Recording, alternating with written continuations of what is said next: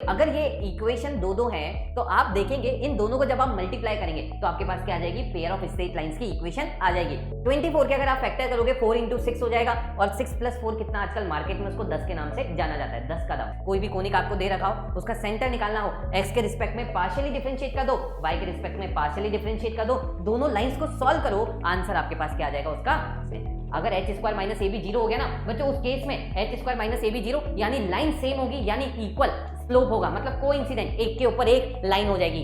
Hello बच्चों, स्वागत है आपका जेई वाला पे। माई सेल्फ रौनक, और आज अपन पढ़ेंगे बहुत ही इंटरेस्टिंग टॉपिक जिसका नाम है पेयर ऑफ स्ट्रेट लाइन। ठीक है, ये बेसिकली आपकी स्ट्रेट लाइन का लास्ट लेक्चर है जिसके अंदर अपन देखेंगे कि भाई पेयर ऑफ स्ट्रेट लाइन से वैरायटीज ऑफ कितने टाइप ऑफ सवाल बनते हैं। ठीक है, और बच्चों इसमें जो मेन कंसेप्ट है जिस पे बहुत ज्यादा आपको फोकस करना चाहिए वो है होमोजेनाइजेशन, जो अपन लास्ट में इस लेक्चर के देखने वाले हैं। ठीक है, तो भाई इस लेक्चर को चालू करने से पहले आपके लिए एक नजराना पेश है। ठीक है, भले ही अपने पीछे छूट जाए, भले ही सारे दोस्त रूठ जाए, कर खुद आईआईटी के लिए इतनी मेहनत कि भाई सारे रिकॉर्ड टूट जाए। सही है क्या भाई? आपका जो जोश है इसी तरह बरकरार रखिएगा। ठीक है, और लास्ट वक्त तक रखिएगा ताकि जो आपने ड्रीम किया है बचपन से वो आपको अच्छे से मिल सके। जो कॉलेज आप ड्रीम कर रहे हैं, जिस ब्रांच का आपने ड्रीम किया है वो आपको मिल जाए। ठीक है भाई, नीचे कमेंट बॉक्स में बताइएगा आपका कॉलेज और आपका ड्रीम ब्रांच क्या है। चलिए सबसे पहले तो बात करते हैं कि सर आप कैसे, सिद्धार्थ सर का है तो भाई कुछ मेडिकल इश्यू की वजह से, इमरजेंसी की वजह से, ठीक है, मुझे ये मौका मिला है पेयर ऑफ स्ट्रेट लाइन और सर्कल कंप्लीट करने का। ठीक है, तो भाई उम्मीद करता हूं ये सारे लेक्चर्स आपको बहुत अच्छे लगेंगे। ठीक है, फिर भी कोई किसी पॉइंट पे अगर तुम्हें इशू आता है, किसी कंसेप्ट को समझने में इशू आता है, तो आप बिल्कुल नीचे कमेंट बॉक्स में लिख सकते हैं। ठीक है, मैं कोशिश करूंगा उसको और अच्छा इंप्रूव करने की। ठीक है, क्योंकि सबका एक लर्निंग स्टेज होता है। अच्छा, तो भाई चालू करते हैं इस लेक्चर को। आज का गोल है अपना पेयर ऑफ स्ट्रेट लाइन, और इसी के बारे में अपन सारी बातें करेंगे। ठीक है, कि इसमें एंगल कैसे निकालते हैं, सर एंगल बाइसेक्टर क्या है क्या नहीं है, ये सब चीजें अपन इसके बारे में सीखेंगे इस लेक्चर में। चलिए चालू करें, तैयार हो, कॉपी पेन लेके बैठ जाओ और सॉल्व करना शुरू कर दे। देखें भाई, सबसे पहली बात अपन करेंगे pair of straight line. Pair से तो आप पहले भी समझ गए होंगे, दो स्ट्रेट लाइन को लिया। अब बच्चों बात आती है सर दो स्ट्रेट लाइन को जब हम लेंगे तो किस टाइप की इक्वेशन बन सकती है। ठीक है, सुनना बच्चों, अगर मैंने बोला मेरे पास दो लाइन से, पहली लाइन भाई ये है, ठीक है, ax plus b y plus c, ये लाइन की इक्वेशन होती है, और दूसरी लाइन है मेरे पास a1x plus b1y plus c1। Clear है क्या? तो भाई अगर ये इक्वेशन दो दो है तो आप देखेंगे इन दोनों को जब आप मल्टीप्लाई करेंगे तो आपके पास क्या आ जाएगी, पेयर ऑफ स्ट्रेट लाइंस की इक्वेशन आ जाएगी। तो मैं किसकी बात कर रहा हूं बच्चों, L1 multiply L2 is equal to 0। ये किसको रिप्रेजेंट करेगा? ये रिप्रेजेंट करेगा बच्चों किसको, पेयर ऑफ स्ट्रेट लाइन को। अब यहां पे थोड़ा सा दिमाग लगाने वाली बात है। सर क्या दिमाग लगाना है, जल्दी से बताइए। अगर आप इन दोनों को मल्टीप्लाई करोगे तो भाई क्या आएगा, ये आ जाएगा ax plus b y plus c, multiply में कितना आ गया बच्चों, a1x plus b1y plus c1 is equal to कितना आ गया बच्चों, 0। अगर सिर्फ देखो, अभी मल्टीप्लाई नहीं करना अपन को सिर्फ ये देखना है कि इसमें कौन कौन सी टर्म्स बन सकती है। तो भाई मुझे ये बताओ, जब आप इसको इससे मल्टीप्लाई करोगे तो भाई कौन सी टर्म बनेगी। देखो x को जब x से मल्टीप्लाई करोगे तो something types of x square बनेगा क्या? ठीक है, मैंने उसको बोल दिया ax स्क्वायर प्लस, बच्चों इसको मैंने इससे मल्टीप्लाई किया तो कुछ बी स्क्वायर भी बनेगा, है ना भाई? इसको ऐसे लिख लें, ax square plus b y square. Clear है क्या? साथ में और क्या क्या बन सकता है? तो आप बोलोगे सर देखो यहां से जब इसको मल्टीप्लाई किया तो x की टर्म बन गई, इसको जब इससे मल्टीप्लाई किया तो x की टर्म बन गई, मतलब एक x की टर्म भी बन सकती है। चलिए उसको मैंने ऐसा लिख दिया 2gx प्लस, अच्छा सर y की भी तो बन सकती है, इसको जब इससे मल्टीप्लाई करेंगे बिल्कुल बन सकती है, तो उसको लिख दीजिए 2fy, और साथ में क्या लिख दीजिए बच्चों, 2hxy plus c is equal to 0। इस तरीके से मैंने क्या किया, अपनी इक्वेशन को लिख दिया। इसका मतलब सर ये जो इक्वेशन है ये तो 2 डिग्री कर्व की जनरल इक्वेशन होती है, बिल्कुल सही है। अब मेरा डाउट सुनना, ठीक है, आज तुम डाउट क्लियर करोगे मेरा। क्या सर ये जो 2 डिग्री की इक्वेशन है क्या ये लाइंस को रिप्रेजेंट करती है? बताओ। नहीं, ये मेरा सवाल क्या था कि क्या ये 2 डिग्री की इक्वेशन लाइंस को रिप्रेजेंट करती है, पेयर ऑफ लाइंस को रिप्रेजेंट करती है? नहीं। तो आप बोलोगे सर ये क्या बात हुई, आपने जब इसको इससे मल्टीप्लाई किया तो ही तो ये इक्वेशन आई। बिल्कुल सही है। देखो बच्चों, अब हमेशा ध्यान रखना, जब 2 डिग्री की इक्वेशन होती है ना, ये वेरियस कर्व्स को रिप्रेजेंट कर सकती है। लाइक ये लाइन को भी रिप्रेजेंट कर सकती है, और ये रिप्रेजेंट कर सकती है पैराबोला, इलिप्स, हाइपरबोला, सर्कल, ये सबको रिप्रेजेंट कर सकती है। बेसिक कंडीशंस होती हैं सबकी तो सर ऐसी क्या कंडीशन होगी कि ये लाइंस को रिप्रेजेंट करेगी? तो बच्चों उसकी इक्वेशन मतलब जो है यहाँ पे ये फैक्टराइज हो जाना चाहिए। क्या हो जाना चाहिए? फैक्टराइज। जब आप इसको इस तरीके से फैक्टराइज कर सकेंगे तो ही क्या होगा, ये पेयर ऑफ लाइंस को रिप्रेजेंट करेगी। तो यहां तक की भाषा सबको समझ में आई कि पेयर ऑफ लाइंस क्या होती है। जब आप दो लाइंस को मल्टीप्लाई करके सॉल्व करते हैं तो इस टाइप की इक्वेशन आती है। अब इसकी क्या ऐसी कंडीशन होगी कि ये पेयर ऑफ लाइन को रिप्रेजेंट करेगी, अपन उसकी बातें अभी कर लेंगे। यहां तक जल्दी से अपनी कॉपी में छाप दीजिए और चलते हैं आगे। चलिए तो आगे देखते हैं बच्चों। अब देखना, general equation of second degree curve वो किस टाइप का होगा, ये ठीक है क्या? अब बच्चों अगर मैं बोलूं ये 2 डिग्री का कर्व, हमेशा याद रख लेना ये बहुत जगह यूज आएगा, आगे सर्कल में, आगे कोनिक में ये इक्वेशन बार बार यूज आएगी, ठीक है? अपन वहां पे इसकी बातें फिर और करेंगे। तो बच्चों सबसे पहले देखें, ये इक्वेशन ऐसे होती है ax² + by² + 2hx/, ठीक है? ये सारी टर्म्स बच्चों 2 डिग्री की है, मतलब इसका डिग्री 2, इसका डिग्री 2 और इसका डिग्री भी कितना है 2। अब लिखते हैं 1 डिग्री वाली, तो बच्चों ये आता है 2gx + 2fy + c = 0। तो बच्चों ये किसकी इक्वेशन हो गई? एक 2 डिग्री के कर्व की। अब बात आती है सर हमें कैसे पता चलेगा ये पेयर ऑफ लाइन को रिप्रेजेंट करेगा, ठीक है? सुनना, उसकी भी कंडीशंस होती हैं। क्या कंडीशन होती है? अब अगर मैं तुमसे बोलूं बच्चों देखो यहां पे अभी y को कांस्टेंट मान लो। क्या मान लो? कांस्टेंट। क्या तुम्हें x में एक क्वाड्रेटिक दिख रही है? क्वाड्रेटिक याद है? भूल गए? क्वाड्रेटिक इक्वेशन, भाई क्वाड्रेटिक फॉर्मूला होता था -b + -√b² - 4ac/2a। बिल्कुल सही है। तो यहां पे आप अगर x में क्वाड्रेटिक लिख सकते हैं तो देखें ax² भी आ रहा है, x के टर्म्स भी आ रहे हैं और ये वाली टर्म क्या हो जाएगी बच्चों? कांस्टेंट, ठीक है? तो x में क्वाड्रेटिक लिख दीजिएगा, ठीक है? फिर उसको सॉल्व कर दीजिए क्वाड्रेटिक फॉर्मूला से, ठीक है? फिर भाई -b + -√b² - 4ac/2a, उसमें y की टर्म्स आएगी, वो आप फैक्टराइज कीजिएगा तो आपके पास क्या आ जाएगा? ये जो इक्वेशन है उसके 2 फैक्टर आ जाएंगे। अभी अपन करेंगे, तुम्हें और अच्छे से समझ में आएगा। पर बात आती है सर कंडीशन कैसे निकालें? तो कंडीशन के लिए क्या करना, जब आप फॉर्मूला लिखोगे x में क्वाड्रेटिक करोगे उसका d 0 कर दीजिएगा, फिर y में इक्वेशन बनेगी, y में जो क्वाड्रेटिक है वो उसके भी रियल रूट, और अगर मैं बोलूंगा पूरे फैक्टर बनेंगे, इसका मतलब क्या है? उसका भी d 0 करके एक जो इक्वेशन बनती है बच्चों, वो इक्वेशन ये होती है। ये इक्वेशन किस तरीके की होती है मैं याद करवा दूंगा आपको कैसे याद करना है। सबसे पहली चीज जो देखनी है इसके अंदर, डिटर्मिनेंट इज इक्वल्स टू क्या होने वाला है बच्चों? 0। क्लियर है क्या? अब डिटर्मिनेंट 0 हो गया सर, याद कैसे करें? तो भाई देखो यहां पे लिख दो ABC। क्या लिख दीजिए? ABC, बस इतना सा याद रखना। अब बच्चों ये जो डिटर्मिनेंट है ना ये सिमेट्रिक होता है, मतलब जैसी शक्ल यहां पे वैसी शक्ल यहां पे। तो भाई यहां पे कितना आ जाएगा? FGH। तो भाई f यहां पे है तो इसकी मिरर इमेज FGH = 0, ठीक है? अब मैं चाहूं तो इसके बहुत सारे चीजें याद करवा सकता हूं कि इसको ऐसे याद कर लो, ये हुआ वो हुआ, ठीक है? पर वो मैं नहीं चाहता, ठीक है? क्योंकि उसको फिर याद करने में और दिमाग लगेगा। अपन क्या करेंगे, सीधे सीधे ABC, FGH और FGH, ठीक है ना? जैसे ये ऐसे चलेगा वैसे ही बच्चों ये यहाँ पे ऐसे चलेगा। बस आप ये रखना कि इसके अबाउट मिरर इमेज होती है, ठीक है? तो भाई ABC, FGH, FGH = 0। अब बात आती है सर अगर मैं इसको ओपन कर दूं, डायरेक्ट ओपन, देखना डिटर्मिनेंट को सॉल्व करना अपन ने देखा था कैसे सॉल्व करते हैं, फिजिक्स वालों ने थोड़ा बहुत तो सिखाया ना भाई। कैसे सॉल्व करते हो भाई? A मल्टीप्लाई, बताओ भाई, BC - f² कितना हो जाएगा? BC - f² - h मल्टीप्लाई, देखें ये आ जाएगा CH - FG और साथ में कितना आ जाएगा बच्चों? G, ये आ जाएगा FH - BG। क्लियर है क्या? और इज इक्वल टू कितना हो गया? 0। अगर आप इसको मल्टीप्लाई करके थोड़ा सा सिंप्लीफाई करते हैं ना बच्चों, तो देखो ये जब तुम मेहनत करोगे ना तो तुम्हें अपने आप याद होगा। क्या होगा? देखें ये इक्वेशन ऐसी बनेगी ABC + 2FGH - A में कितना आ जाएगा भाई? AF² लिख लीजिए -BG² - CH² and this is equal to कितना हो जाएगा? 0। तो भाई या तो ये याद कर लो बड़ी सी इक्वेशन या फिर ये लिख लो, ठीक है ना?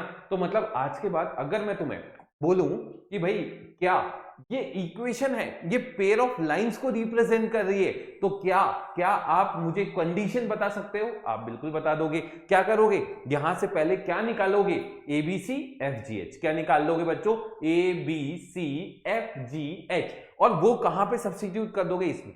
अगर इस डिटर्मिनेंट की वैल्यू 0 इसका मतलब पेयर ऑफ लाइंस, और अगर 0 नहीं आई तो फिर अपन आगे कोनिक में देखेंगे, अगर बच्चों ये 0 नहीं आती है तो ये किसको रिप्रेजेंट करता है, अपन वहां पे बात कर लेंगे। इसको जल्दी से लिख लो यार, इसको जल्दी से लिख लें भाई, सब बच्चे लिख लें इसे, बहुत ही इंपॉर्टेंट ये चीजें मैं बता रहा हूं आपको, ठीक है। लेवल बिल्कुल बेसिक से चालू किया है आपका, ठीक है।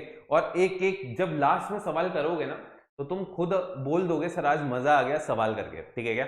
ये खासियत है, ये खासियत है यहाँ पे इस लेक्चर की, देखें क्योंकि ये टॉपिक ही बहुत अच्छा है। देखें, find the separate equation of the line represented by this, ठीक है ना बच्चों, उसकी सेपरेट इक्वेशन निकालनी है। तो देखो फैक्टर कैसे करते हैं वो मैं सिखा रहा हूं तुम्हें। पहले तो ये चेक कर लेना क्या ये पेयर ऑफ लाइंस को रिप्रेजेंट कर रहा है। अगर पेयर ऑफ लाइंस को रिप्रेजेंट कर रहा होगा तो ही आप क्या कर सकते हो, फैक्टर निकाल सकते हो। देखें भाई, इसको कंपेयर कर लिया, ax स्क्वायर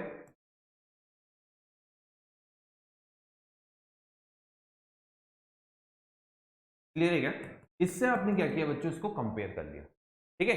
अब इससे जब कंपेयर किया तो देखें यहां पे बच्चों ये वाली वैल्यू 0 है, ये वाली वैल्यू 0 है और ये भी 0 है। इसका मतलब g0, f0 और c भी कितना आ गया, क्लियर है। अच्छा सर तो फिर डिटरमिनेंट बनाना तो बहुत आसान हो गया, a कितना आ गया 1, b कितना आ गया 8 और h कितना आ गया बच्चों। अब ये ध्यान रखना, ये गलती होती है बच्चों से, h वो डायरेक्ट कितना ले लेते हैं -6, पर h कितना आएगा बच्चों -3, क्लियर है क्या। अब क्या करोगे, डिटरमिनेंट बना लोगे, डिटरमिनेंट इज इक्वल टू 0। भाई बताइए a b c क्या होता है, a b c, तो बच्चों यहां आ गया 1 8 और 0। अब क्या होगा FGH है ना, FGH, तो भाई क्या आ जाएगा 0 0 0 0 0 और 0 है ना। अब तुम खुद दिमाग लगाओ, सॉल्व नहीं करना मुझे बताओ इसके सारे एलिमेंट 0 है क्या, और अगर इसके सारे एलिमेंट 0 है बच्चों तो क्या इस डिटरमिनेंट का वैल्यू 0 आ गया क्या, क्लियर है ये। तो इससे ये तो पता चल गया सर ये पेयर ऑफ लाइंस को रिप्रेजेंट कर रहा है, ठीक है। पर ये सवाल नहीं था अपना, सवाल क्या था कि भाई इसका सेपरेट इक्वेशन निकाल दीजिए, ठीक है। देखिएगा यहां पे मैं आपको सेपरेट इक्वेशन निकालना सिखा देता हूं। देखिए भाई ये चीज अपने काम की नहीं थी, पर मैंने सिर्फ इसलिए सिखाया ताकि आपको ये कॉन्फिडेंस आ जाए कि हाँ सर वो फॉर्मूला कैसे लगता है और उससे हम सवाल कैसे बना सकते हैं। चलिए इसकी सेपरेट इक्वेशन निकालनी है बच्चों, ये लिखा हुआ है x square minus 6xy plus 8y square is equal to 0। देखना बच्चों इसको सेम वो जो क्वाड्रेटिक में अपन मिडिल टर्म स्प्लिटिंग करते हैं ना वैसे आप कर सकते हो। क्या कर सकते हो भाई, इस 8 को मल्टीप्लाई कर दो इसके 1 से, 8 इंटू 1 आजकल 8 चल रहा है क्या, और बच्चों 8 के अगर तुम फैक्टर निकाल लेते हो तो ये आ जाएगा 2 और 4, 4 प्लस 2 कितना होता है 6। इसका मतलब क्या हुआ, इसके आप मिडिल टर्म स्प्लिटिंग करके क्या लिख सकते हो, x square minus 2xy minus 4xy और साथ में कितना हो गया बच्चों 8y square and this is equal to. क्या ये बात समझ में आई। अब बच्चों इन दोनों में से क्या कॉमन निकल रहा है, इसमें से कॉमन निकल रहा है x, तो अंदर कितना आ गया x minus 2y minus 4y common निकाला तो अंदर कितना आ गया x minus 2y is equal to 0। अगर आप इन दोनों में से x माइनस 2y कॉमन निकाल लोगे तो अंदर कितना आ जाएगा x minus 4y into x minus 2y is equal to 0। अब या तो ये 0 होगा या फिर ये 0 होगा, इसका मतलब मेरे पास दो इक्वेशन आएगी which is x minus 2y is equal to 0 and x minus 4y and this is equal to 0।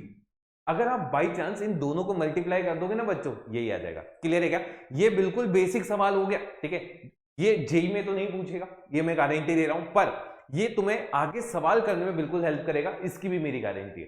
जल्दी से इसको लिख लीजिए, एक एक कंसेप्ट को बिल्कुल अच्छे से समझते हुए चलिए, ठीक है ना। बहुत मजा आपको इस लेक्चर में आने वाला है। चलते हैं आगे, क्या ये बात क्लियर है। चलिए अब बात आती है सर वो तो हो गया, अब हम देंगे आपको थोड़ी सी मुश्किल इक्वेशन। कैसे, देखिए ये इक्वेशन आ गई है आपके पास, ये इक्वेशन आ गई है। पहली जो वैल्यू पूछी है, find the value of lambda for which this equation represents a pair of lines, और फिर फाइंड देयर इक्वेशन, मतलब उनको सेपरेट करके भी बताना है। चलिए ये थोड़ा सवाल बहुत ही प्यारा है, अब इसको कैसे कैसे सॉल्व करते हैं वो मैं आपको बताता हूं। देखना सबसे पहले अगर मैं देखूं तो इसमें क्या मैं ABC FGH की वैल्यू निकाल सकता हूं, बिल्कुल निकाल सकते हैं सर। तो A की वैल्यू कितनी है बच्चों 12, लिख लीजिए A is equal to 12, B is equal to 2 और C इज इक्वल टू कितना आ गया लैम्डा। देख लीजिए A B C है ना। F कितना होगा तो भाई 2hxy, तो h कितना हो गया लिख लीजिए h is equal to -5, clear है। 2gx तो g कितना हो गया 11/2, बहुत ही बढ़िया यार। और f किसके इक्वल आ जाएगा, -5/2। तो भाई अब क्या करोगे, determinant is equal to 0, determinant को 0 किया तो देखें भाई डिटर्मिनेंट इज इक्वल टू 0 करके क्या आंसर आ रहा है, तो ये आ जाएगा ABC which is equal to 12, 2 and lambda. क्या ये बात समझ में आई?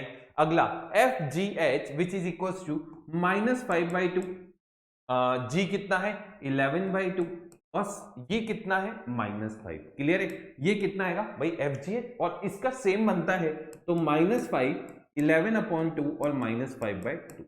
अब बच्चों उसको तुम सिंप्लीफाई कर सकते हो, इजीली कर सकते हो। देखें कैसे, क्या वैल्यू आएगा, 12 मल्टीप्लाई 2 लैम्डा -25/4 प्लस 5 मल्टीप्लाई, ये आता है ना सबको डिटर्मिनेंट सॉल्व करना है ना, तो भाई ये कितना बनेगा, देखें -5 लैम्डा और साथ में प्लस 55/, समझ में आएगा? अगला ये प्लस 11/2, इसमें क्या आएगा बच्चों, ये आ जाएगा 25/2 माइनस 22/2। डायरेक्ट लिख दूं क्या, चलेगा इतना? हाँ, 5 5 से 25 माइनस 22, 3/2 आ जाएगा। कितना आ जाएगा, 3/2। And this is equal to कितना हो गया, चलिए भाई इसको थोड़ा सा और अच्छे से सिंप्लीफाई करते हैं। मल्टीप्लाई किया 24 लैम्डा माइनस, देखें ये आ जाएगा 75। क्लियर है क्या?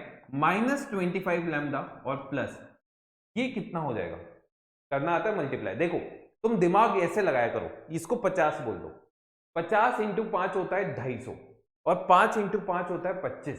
250 में 25 हुआ तो 275/4। मल्टीप्लाई नहीं करने की जरूरत है, थोड़ा सा कैलकुलेशन जो है ना, आज तुम्हारा पहला लेक्चर है इसलिए मैं तुम्हें बोलता हूं कि थोड़ी सी जो कैलकुलेशन है, जैसे सिद्धार्थ सर भी बताते हैं आपको कि थोड़ी सी कैलकुलेशन जो है आप मन में करने की कोशिश कीजिए। देखिएगा आपकी स्पीड कैसे धीरे धीरे इंक्रीज होती है। जो पेपर में आपके जो क्वेश्चन स्किप होते हैं वो आपके कम हो जाएंगे, ठीक है ना सर, टाइम नहीं बचा, तो ये ऐसे ही आपको क्या करना पड़ेगा, चीजें समझनी पड़ेगी। ओके, अब मुझे कुछ तो दिख रहा है। देखो अब यहाँ पे 25 लैम्डा और 24 लैम्डा को काट के डायरेक्ट माइनस लैम्डा लिख सकता हूं क्या, एलसीएम ले लो 4, डायरेक्ट लेते हैं तो बच्चों ये आ जाएगा -4 lambda -300 plus 275 plus 33 and this is equal to 0। 4 तो गया क्योंकि उधर कितना था, 0। चलिए बच्चों दिख रहा है क्या हो रहा है, देखो इसको इसके साथ गया 25 और 8 कितना आ गया भाई, 4 लैम्डा इज इक्वल टू 8, यानी लैम्डा किसके इक्वल आ जाएगा, ये समझ में आया? तो लैम्डा का वैल्यू तो कितना आ गया, 2। ये आधा सवाल पूरा है ना, आपको 4 में से 2 नंबर मैंने दे दिए। लैम्डा का वैल्यू कितना आ गया, यहां तक समझ में आया? अब बात आती है सर इसकी इक्वेशन कैसे निकालें, इसको फैक्टराइज कैसे करें। वो तो इजी था, वो तो आपने जल्दी से चुटकियों में बता दिया, अब इसको कैसे करें। ठीक है, तो यहां तक आपने लिख लिया, इसको लिख लें। अब मैं आपको ये सिखाऊंगा कि इसको अपन फैक्टराइज कैसे करते हैं। चलिए बहुत ही बढ़िया, अब देखते हैं इसको फैक्टराइज करने के लिए। पहले इस इक्वेशन को मैंने यहां पे लिख लिया बच्चों, ये लिखा हुआ है 12x² minus 10xy plus 2y²। देखें बच्चों साथ में कितना था, साथ में था plus 11x minus 5y plus 2 and this is equal to कितना हो गया, क्या ये बात आपको समझ में आई? अब बात आती है सर इसको फैक्टराइज कैसे किया जाए। तो बच्चों देखना, सबसे पहले तुम्हें क्या करना है, इसकी जो 2 डिग्री वाली टर्म है उनको लेना है। क्या करना है, इनकी 2 डिग्री वाली टर्म्स को आपको लेना है। अब 2 डिग्री वाली टर्म्स अगर आप ले लेंगे तो भाई इसके फैक्टर कैसे करोगे। सर देखो यहां पे 12 इंटू 2 कितना हो गया, 24। तो भाई मैंने क्या किया, इसको साइड में लिख दिया। सुनना बच्चों, अब इंपॉर्टेंट चीज बता रहा हूं मैं, यहां पे इसको लिख दिया 12x² minus 10xy plus 2y², ऐसा लिख दिया। क्लियर है क्या बच्चों? इसमें मैंने क्या किया, इसके फैक्टर करने के लिए देखें 12 इंटू 2 होता है 24। 24 के अगर आप फैक्टर करोगे 4 इंटू 6 हो जाएगा, और 6 प्लस 4 कितना, आजकल मार्केट में उसको 10 के नाम से जाना जाता है, 10 का दम। ठीक है क्या? तो भाई ये कितना आ जाएगा, 12x² minus 6xy minus 4xy और प्लस 2y²। देख लीजिए, अब बच्चों इन दोनों में से कॉमन निकाल सकते हो आप 6x। अरे यार क्या बात है, तो अंदर कितना आ गया 2x माइनस y, फिर कितना आ जाएगा माइनस 2y, तो यहां पे आ जाएगा 2x माइनस y।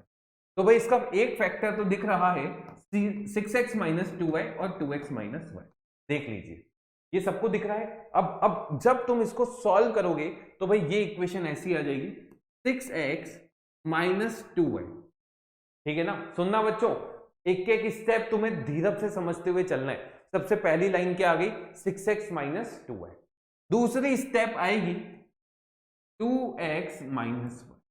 अब तुम ये बोलोगे सर अगर सिर्फ इतना सा पार्ट होता तो ये अपना आंसर आ गया था, पर सर यहां पे छोटे मोटे बच्चे भी हैं, उनका क्या, उनको भी तो संभालना है। तो देखिएगा उनके चक्कर में मैंने क्या किया, यहां पे लिख दिया बच्चों प्लस p और इसमें कितना लिख दिया प्लस q। क्लियर है क्या। और इसको किसके इक्वल कर दिया, 0।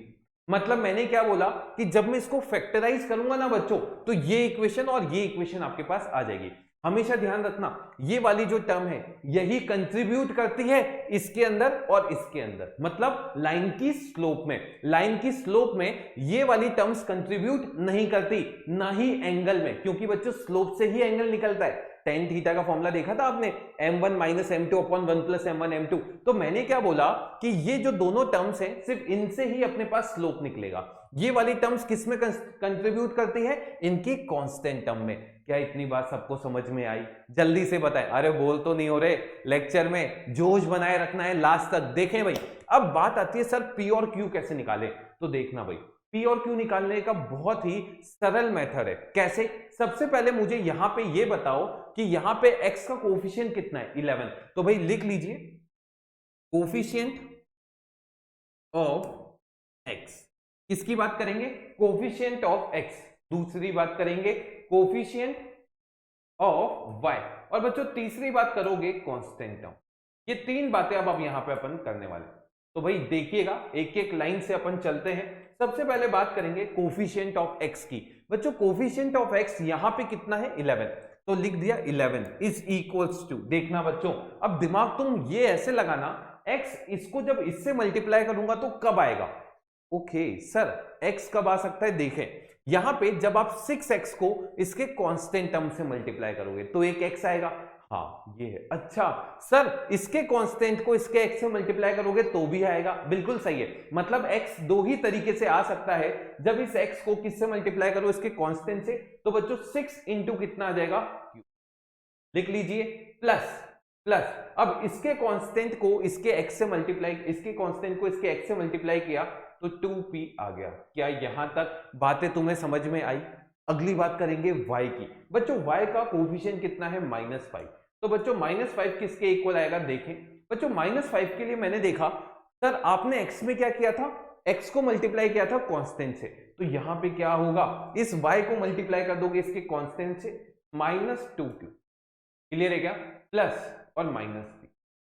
ओके सर कांस्टेंट टर्म कैसे निकालेंगे। अरे कांस्टेंट तो जब इस कांस्टेंट को इस कांस्टेंट से मल्टीप्लाई करोगे तभी आएगा, यानी ये कितना हो जाएगा, pq इज इक्वल टू कितना आ जाएगा, 2। ये देख लो। अब बात आती है सर अब p और q कैसे निकालें, हमें नहीं आता। अरे मालिक मुझे बताओ, इसमें तो पहले माइनस कॉमन निकाल के लिख सकते हो, p plus 2q is equal to कितना आ गया। अब बच्चों इस इक्वेशन को मैं इसके साथ सॉल्व करके p और q निकालना चाहता हूं। कैसे निकालें, देखो यहां पे 2p है पर यहां पे p है। p को पहना दो टोपी, कैसे, 2 से मल्टीप्लाई करके। तो भाई इसको 2 से मल्टीप्लाई किया, 2p plus 4q and this is equal to कितना आ गया, 10। अरे इन दोनों को माइनस करना आता है क्या, माइनस कैसे करते हैं, 11 में से 10 गया 1 इज इक्वल टू कितना आ जाएगा, 2q। समझ में आया क्या, ये टर्म तो क्या हो गई, कैंसिल। तो यहां से बच्चों q का वैल्यू किसके इक्वल आ गया, 1/2। अरे यार q का वैल्यू आ गया, p कैसे निकाले, q का वैल्यू उठा के इसके अंदर रख दोगे, इस नन्ही मुन्नी की वैल्यू कितनी आ जाएगी, p इज इक्वल टू कितना हो जाएगा, 4। अब बात आती है सर इसका क्या, ये आता है चेक करने में। कैसे भाई, p इंटू क्यू देखोगे तो 2 ही आ रहा है। p इंटू क्यू किसके इक्वल आ रहा है, 2 के। इसका मतलब समझ में आया क्या, अगर p इंटू क्यू 2 के बराबर नहीं आता मतलब आप लाइन को फैक्टर नहीं कर सकते थे। फिर आप लाइन को फैक्टर नहीं कर सकते थे, इसका मतलब मुझे ये भी पता चल गया जो मैंने कांस्टेंट निकाला था ना वो बिल्कुल सही था, वो कांस्टेंट की वैल्यू बिल्कुल सही थी। तो अगर तुम वैसे नहीं निकालना चाहते तो ऐसे भी कर सकते थे, पर सबसे बढ़िया क्या है, निकाल ही लेना चाहिए मेरे हिसाब से। और तुम इस तरीके से सॉल्व करके p और q को तुमने निकाल दिया। अच्छा p और q को सर मैं रख देता हूं, p का वैल्यू 4 रखा तो ये इक्वेशन कितनी आ जाएगी, 6x minus 2y plus 4 multiply. बच्चों q की वैल्यू रखी तो ये आ जाएगा 2x minus y plus 1/2 and this is equal to कितना आ जाएगा 0। अगर तुम बाई चांस गलती से इन दोनों को मल्टीप्लाई कर दोगे ना बच्चों, तो जो इक्वेशन तुम्हें ये दे रखी है यही आ जाएगी। मतलब आपको क्या पेयर ऑफ लाइंस को फैक्टराइज करना आया। किस तरीके से आप फैक्टराइज करते हैं? क्या सर यह एक मेथड है? नहीं, इसके और भी मेथड्स होते हैं। ठीक है, पहले आप इसको लिख लीजिए और फिर मैं आपको इसके दूसरे मेथड्स भी बता देता हूं। पर सबसे बेस्ट यही होता है। ठीक है, इसको आप थोड़ा फास्ट कर सकते हैं, बाकी दूसरे मेथड थोड़े से मुश्किल होते हैं। ठीक है, चलिए अब बात आती है सर दूसरा और कौन सा मेथड है जो अपन इसमें यूज कर सकते हैं। तो ध्यान से देखिएगा बच्चों, ये इक्वेशन ऐसी थी 12x² माइनस 10xy। देखो मैंने लेक्चर से पहले क्या बोला था, मेथड्स बहुत सारे, हर एक क्वेश्चन के बहुत सारे मेथड से बात आती है कि भाई तुम कौन कौन सा ग्रैप कर सकते हो। मतलब है तुम्हें अपने एग्जाम में कौन कौन से मेथड लगाने हैं वो तुम्हें सेलेक्ट करना है। अभी जब तुम लास्ट में सवाल करोगे ना, तुम्हें दिखेगा अरे सर ये तो ऐसे भी हो गया, ऐसे भी हो गया। ठीक है, तो ये चीजें तभी आएंगी जब तुम्हें बिल्कुल बेसिक अंडरस्टैंडिंग होगी उस टॉपिक की। ठीक है, बहुत जरूरी होता है। अब देखिए बच्चों, ये कितना हो रहा है plus 11x minus 5y plus कितना हो गया 2 इज इक्वल टू 0। देख लो, देखो भाई देख लो, ये बन रहा है। क्लियर है क्या? अब बात आती है सर आप कैसे और बोल रहे थे। हाँ भाई देखें, इसको मैं कैसे बोल रहा था देखना बच्चों, यहां पे मैंने क्या किया, x में क्वाड्रेटिक बना लिया। x में क्या किया, क्वाड्रेटिक बना लिया। कैसे देखें भाई, ये बन गया 12x² प्लस x कॉमन निकालें भाई, ये कितना आ गया माइनस 10y और एक यहां से x आ रहा है प्लस 11 और साथ में बच्चों कितना आ रहा है 2y² minus 5y plus 2 is equal to कितना आ गया 0। देख ले भाई, ये बन गई मेरे पास x में क्वाड्रेटिक फॉर्मूला सबको याद है, बचपन में अपन ने पढ़ा था। कौन सा फॉर्मूला था sir, ax² plus bx plus c is equal to 0। x is equal to minus b plus minus under root b² minus 4ac upon 2a। अरे श्रीधराचार्य याद है या नहीं है? तो इसमें आप वो फॉर्मूला लगा सकते हैं। सर कैसे? यहां तो y आ रहा है तो कोई दिक्कत नहीं है, y को y ही रहने दो। देखें ये फॉर्मूला लगाया, x is equal to minus, बच्चों ये a हो गया, ये b हो गया है ना, a ये हो गया, b ये हो गया और c ये हो गया।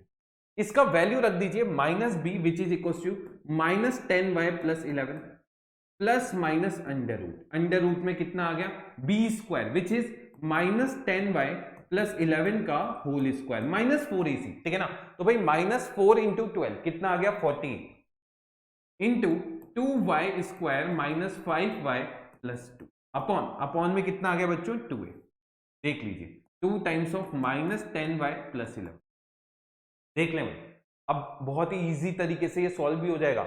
ये x इज इक्वल टू कितना हो गया बच्चों 10y minus 11 plus minus under root, देखिएगा ये कितना बन रहा है 100y² माइनस प्लस 121 और साथ में b भाई a² plus b² minus 2ab कितना आ जाएगा बच्चों माइनस 220y। क्लियर है क्या? माइनस 96y², साथ में इसको इससे मल्टीप्लाई करोगे कितना आएगा, मल्टीप्लाई नहीं करना डायरेक्ट, 48 और 5 है तो 40 इंटू 5 200, 8 इंटू 5 40, 240। क्लियर है क्या? 420 नहीं 240। क्लियर है क्या? 240 इंटू कितना आ जाएगा y माइनस कितना हो गया बच्चों 96 डिवाइड बाय कितना आ जाएगा 2 टाइम्स ऑफ। क्लियर है क्या? एक सेकेंड, एक गलती पता है मैंने क्या कर दी, 2a आता है ना बच्चों, तो यहाँ पे आप इसको हटा के क्या कर दोगे a लगा दो। ठीक है ना, कोई दिक्कत की बात नहीं है और कोई गलती नहीं है, यहाँ पे 12 आ जाएगा। ठीक है, 2 इंटू 12। अब देखें भाई क्या बनेगा, भाई इसको सॉल्व कर लेते हैं, सॉल्व करके कुछ ना कुछ तो बन ही रहा होगा। ओके सर क्या बनेगा देखते हैं, मैंने एक गलती जो करी है यहाँ पे प्लस, ठीक है भाई क्या आ जाएगा x is equal to 10 y minus 11 plus minus बच्चों अंडर रूट में, अगर आप इसको सॉल्व करोगे एक तो 4y² आ गया और कितना आ रहा है बताएं, ये इसके साथ गया तो माइनस 20y या प्लस 20y। ठीक है, और इसको इसके साथ लिया प्लस 25 डिवाइड बाय कितना आ गया 2 इंटू 11। अब सोचो अगर इसका परफेक्ट स्क्वायर नहीं बनता तो ये इसके फैक्टर ही नहीं होते। अगर मैं देखूंगा ये किसका परफेक्ट स्क्वायर है, कैसे बताओगे? देखो ये किसका परफेक्ट स्क्वायर है 2y का, है ना, और ये किसका है 5 का, और बीच में प्लस है बच्चों, तो 2y प्लस 5 का होल स्क्वायर, ये कितना होगा 4y² 25 प्लस 20y। देखो क्लियर है क्या? इसका मतलब सर ये तो फैक्टर हो गए, और अगर फैक्टर हो गए इसका मतलब x की वैल्यू किसके इक्वल आ गई? 10y माइनस 11 प्लस माइनस कितना आ जाएगा? 2y plus 5 divide by 2 times of 12। देखें भाई ऐसा कुछ बन गया। एक बार इसको किसके साथ ले लोगे? प्लस के साथ। एक बार इसको ले लोगे माइनस के साथ। तो बच्चों x का वैल्यू कितना आ जाएगा? 10y माइनस 11 प्लस कितना आ जाएगा? एक बार मैंने प्लस के साथ लिया तो ये आ जाएगा 2y प्लस 5। लिख लीजिए 2y प्लस 5 डिवाइड बाई कितना हो गया बच्चों? 24। मैं चाहता हूं एक एक बच्चा अपनी कॉपी में कैलकुलेशन करे। भाई ये कैलकुलेशन आप नहीं देखें, जब आंसर सही नहीं है तब ही इस कैलकुलेशन को आप देखें। अगला x इज इक्वल टू आ जाएगा 10y minus 11 minus 2y minus 5 divide by कितना हो जाएगा बच्चों? 20। देख लीजिए इस 24 को इधर ले आते हैं तो बच्चों ये आ जाएगा 24x इज इक्वल टू कितना आ गया? 12y माइनस कितना आ जाएगा? 6 5 11। 6 कॉमन निकाल के काट दो तो 6 कॉमन निकाल के काटा। 2x is equal to 4x is equal to 2y minus 1। पहली इक्वेशन सबको इधर ले आओ, 4x minus 2y plus 1। Clear है क्या? दूसरी इक्वेशन इससे निकालेंगे तो ये आ जाएगा 24x इज इक्वल टू कितना आ गया? 8y minus 16। बच्चों 8 से काट दो। 3x is equal to y minus 2 यानी 3x minus y plus 2 is equal to कितना हो गया? 0। अब देखें, अब बात आती है सर ये पहली इक्वेशन हो गई और ये दूसरी, तो अब देखना भाई इसमें से 2 एलसीएम लोगे ना तो ये इक्वेशन वही आएगी 4x माइनस 2y प्लस 1। देख लो भाई कुछ गलत नहीं है। अगली इक्वेशन कैसे आएगी? तो भाई इसमें से 2 कॉमन निकाल लो। इसमें से 2 कॉमन निकाल के बच्चों इसमें मल्टीप्लाई करोगे वो सेम लाइन बनेगी ना भाई, 2 से कोई फर्क नहीं पड़ेगा क्योंकि इज इक्वल टू 0 है। तो इस तरीके से आप अपनी लाइंस के फैक्टर कर सकते हैं। अब देखो मैंने दोनों फैक्टर तुम्हें बता दिए हैं, अब तुम्हारे ऊपर है तुम कौन से फैक्टर मतलब कौन से मेथड को यूज करते हो और इस तरीके से आंसर निकाल लेते हो। जल्दी से लिख ले भाई, इसे जल्दी से लिख ले भाई, नींद तो नहीं आ रही है, लेक्चर इंटरेस्टिंग तो है ना? हाँ भाई चलें आगे चलें। अब चीजें और समझते हैं और आगे चलते हैं। इसमें अगला है बच्चों to find point of intersection. कैसे निकाले सर पॉइंट ऑफ इंटरसेक्शन? निकालने के लिए पहला मेथड नंबर 1। देखें अगर मैं तुमसे बोलूं कि मुझे पेयर ऑफ लाइंस दे रखी है, मुझे इनके पॉइंट ऑफ इंटरसेक्शन निकालने, तो एक तरीका तो क्या है बच्चों? सुनना।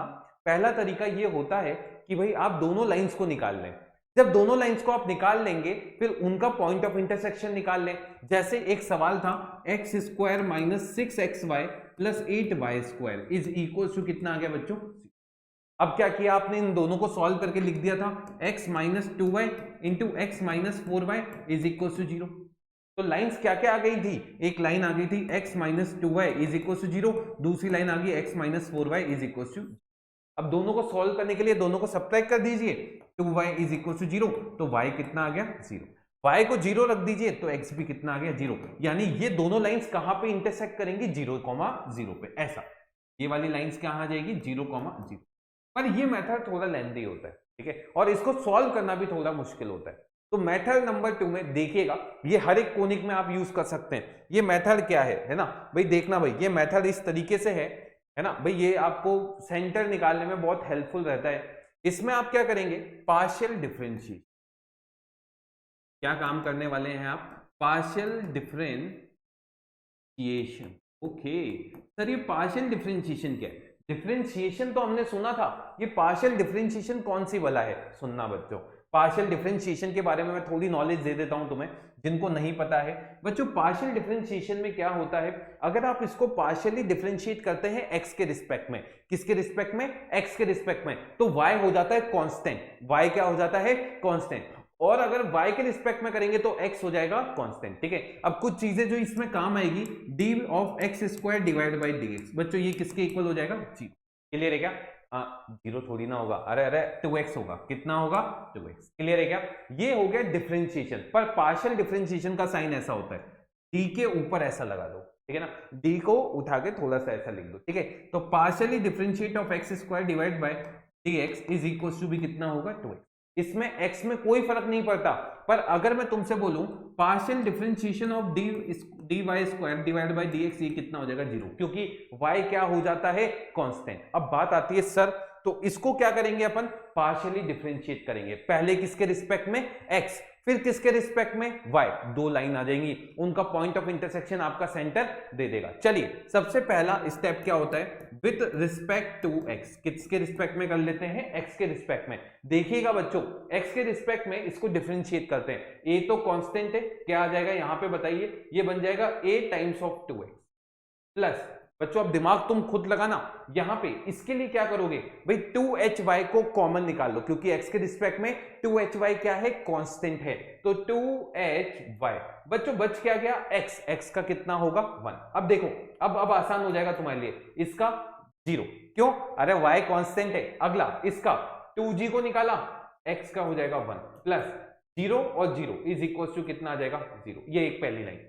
फिर क्या करोगे, फिर निकालोगे विथ रिस्पेक्ट टू y, लिख लीजिए विथ रिस्पेक्ट टू y कितना आएगा, तो बच्चों ये हो गया 0 प्लस 2h, x निकाला y के रिस्पेक्ट में 1, अरे समझ पा रहे हो। अगला by स्क्वायर का b को निकाला 2y प्लस 2gx का 0 2f 1 इज इक्वल टू 0। अगर आप देखोगे एक इक्वेशन ये रही, दूसरी इक्वेशन ये रही, क्या इन दोनों इक्वेशन को सॉल्व करके तुम पॉइंट ऑफ इंटरसेक्शन निकाल सकते हो, इस तरीके से तुम्हारा आंसर यहाँ पे मिल जाएगा। इसको लिख लो जल्दी से। अब इसका एक सवाल भी देख लेते हैं, ठीक है, तुरंत की तुरंत एक सवाल भी देख लेते हैं, ताकि आपका जो सॉल्यूशन है वो सीधे सीधे तुम्हें समझ में आ जाए। अगला point of intersection of the line, क्या क्या काम करना है, सबसे पहले किसके रिस्पेक्ट में निकालना है, x के रिस्पेक्ट में, दूसरी लाइन में किसके रिस्पेक्ट में निकालेंगे, y। देखें भाई सबसे पहले विथ रिस्पेक्ट टू x करते हैं, विथ रिस्पेक्ट टू x क्या करना है, पार्शियल डिफरेंशिएशन। देखिएगा पार्शियल डिफरेंशिएशन बच्चों ये इक्वेशन पे फोकस डालना।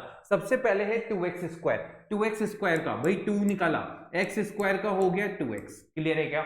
अगला बच्चों इसमें से क्या कॉमन निकालोगे, 7y, तो -7y को निकाला, x का कितना हो गया बच्चों 1, क्या ये समझ में आ रहा है। 4y स्क्वायर, y तो कांस्टेंट होगा ना सर, 0, बहुत ही बढ़िया, इसका हो गया 0। इसका बताएं क्या ये -1 आएगा, हाँ भाई, इसका 0, इसका भी 0, क्योंकि कांस्टेंट का डिफरेंशिएशन 0 होता है, तो इज इक्वल टू कितना आ गया 0। अब भाई क्या आंसर आ जाएगा, 4x - 7y is equal to 1, ये पहली कंडीशन आपके पास आ गई।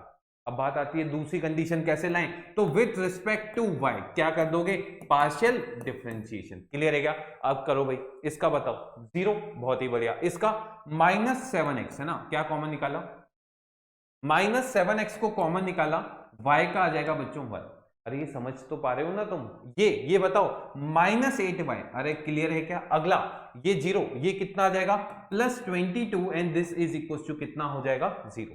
तो भाई ये इक्वेशन ऐसी आ जाएगी 7x + 8y is equal to 22, और देखो ये वाली इक्वेशन ये, ठीक है। अब बच्चों मैंने क्या किया, इसको सॉल्व करने के लिए इसको मल्टीप्लाई कर दिया 7 से, मतलब क्या इक्वेशन बनेगी, देखें 7 से मल्टीप्लाई करके इसको लिख सकते हो 28x - 49y और इज इक्वल टू कितना हो जाएगा 7।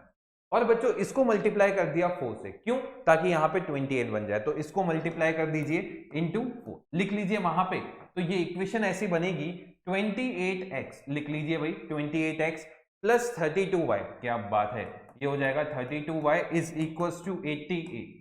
क्या दोनों को तुम सब्ट्रैक्ट कर सकते हो इजीली, क्या आंसर आएगा भाई, देखो 9 2 11, ये तो गया, यहाँ पे माइनस और यहाँ पे भी माइनस, बच्चों ये आ जाएगा -81y इज इक्वल टू -81, यानी y का वैल्यू कितना आ गया बच्चों 1। अब y का वैल्यू 1 यहाँ पे जैसे ही रखोगे, मुझे तो x का वैल्यू कितना दिख गया, इसका मतलब मुझे ये समझ में आया इन दोनों लाइंस का जो पॉइंट ऑफ इंटरसेक्शन है वो किसके इक्वल आएगा, 2,1 के, ठीक है ना। ये कोनिक का सेंटर निकालने के भी काम में आता है, कोई भी कोनिक आपको दे रखा हो, उसका सेंटर निकालना हो, x के रिस्पेक्ट में पार्शियली डिफरेंशिएट कर दो, y के रिस्पेक्ट में पार्शियली डिफरेंशिएट कर दो, दोनों लाइंस को सॉल्व करो, आंसर आपके पास क्या आ जाएगा, उसका सेंटर। लिख लीजिए यार, जल्दी से इसको लिख लीजिए। चलें आगे चलें, पक्का, ग्रेट। तो इस टाइप का सवाल पहले प्रॉमिस करो तुम्हें अब दिक्कत नहीं आएगी, ठीक है ना, इस टाइप का सवाल तुम बिल्कुल कर सकते हो। अब देखना बच्चों, अब मैं कुछ बातें करने वाला हूं होमोजीनियस इक्वेशन की। ओके सर, ये होमोजीनियस नाम सुना सुना लग रहा है, बहुत ही बढ़िया। सुनना बच्चों, यहां पे पहले मैं होमोजीनियस की तुम्हें थोड़ी सी फील दिलवाता हूं।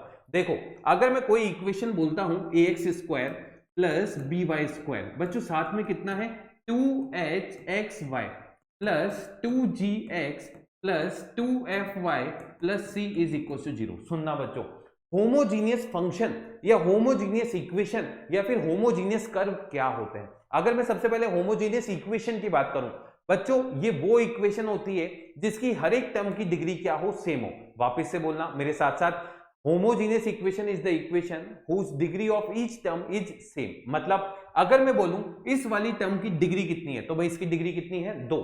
बच्चों इसकी डिग्री भी कितनी है, 2, और इसकी डिग्री भी कितनी है, 2।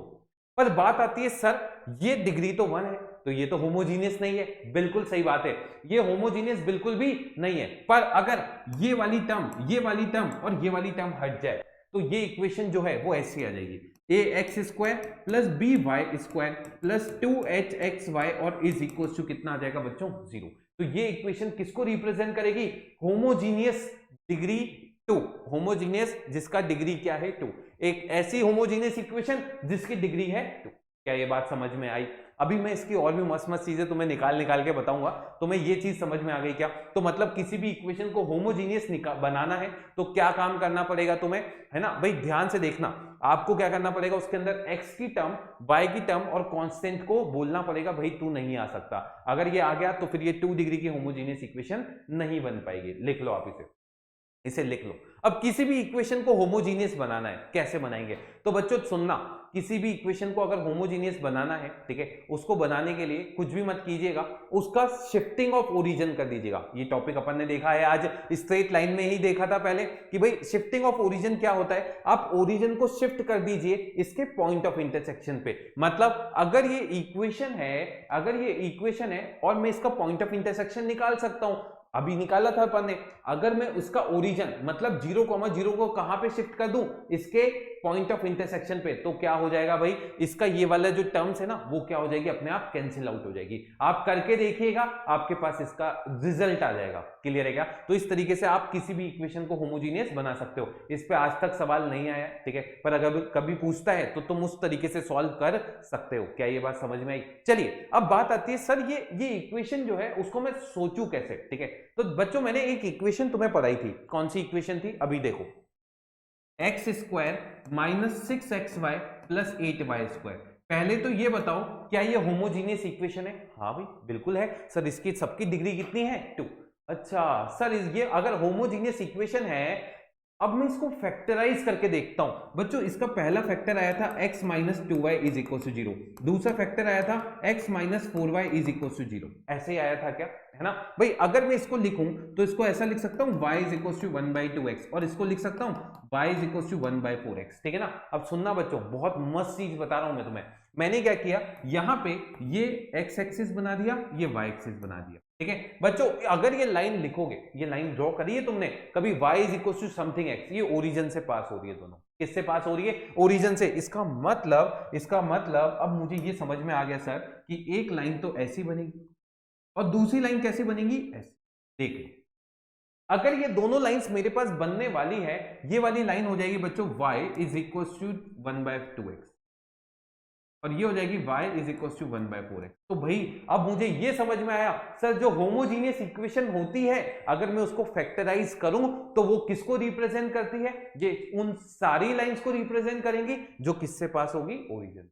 क्या ये बात समझ में आ रही है तुम्हें? अरे ये चीजें मुश्किल तो नहीं पड़ रही तुम्हारे लिए, इजी है, जेई करना है, ये मन में रखना। चीजें अगर समझ में नहीं आती है तो भी आप क्या कीजिए, इसको लेक्चर को दोबारा देखिए, आपको चीजें समझ में आने लगेगी कि भाई इसके फैक्टर करे sir, y is equal to m1x, y is equal to m2x। दो ऐसी लाइंस बन गई जो ओरिजिन से पास हो रही है। अब बात आती है सर, दो ऐसी लाइंस बन गई जो ओरिजिन से पास हो रही है, ओके।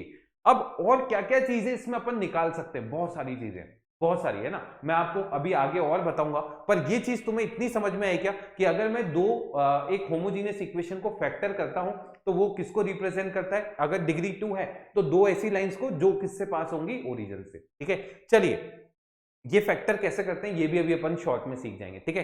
तो बच्चों अगर मैं बोलूं इस लाइन का स्लोप m है ना, तो ये इस वाली लाइन को मैंने लिख दिया y is equals to m1x, और इसको क्या लिख दिया, y is equals to m2x। Clear है क्या बच्चों? अगर आप m1 की वैल्यू निकालेंगे यहां से, m1 की वैल्यू किसके इक्वल आ जाएगी, y अपॉन x, और यहां पे m2 की वैल्यू किसके इक्वल आ जाएगी, y अपॉन x। क्लियर है क्या? ये अभी क्यों निकलवा रहा हूं मैं तुम्हें, एक ऐसा सवाल बताऊंगा जो जेई में मेंस में पूछा गया है 4 नंबर का, ठीक है। और उसको करने के लिए अगर आप किसी भी बुक में देखोगे तो भाई बहुत लंबा सॉल्यूशन होगा। वो था होमोजीनियस इक्वेशन का डिफरेंशिएशन।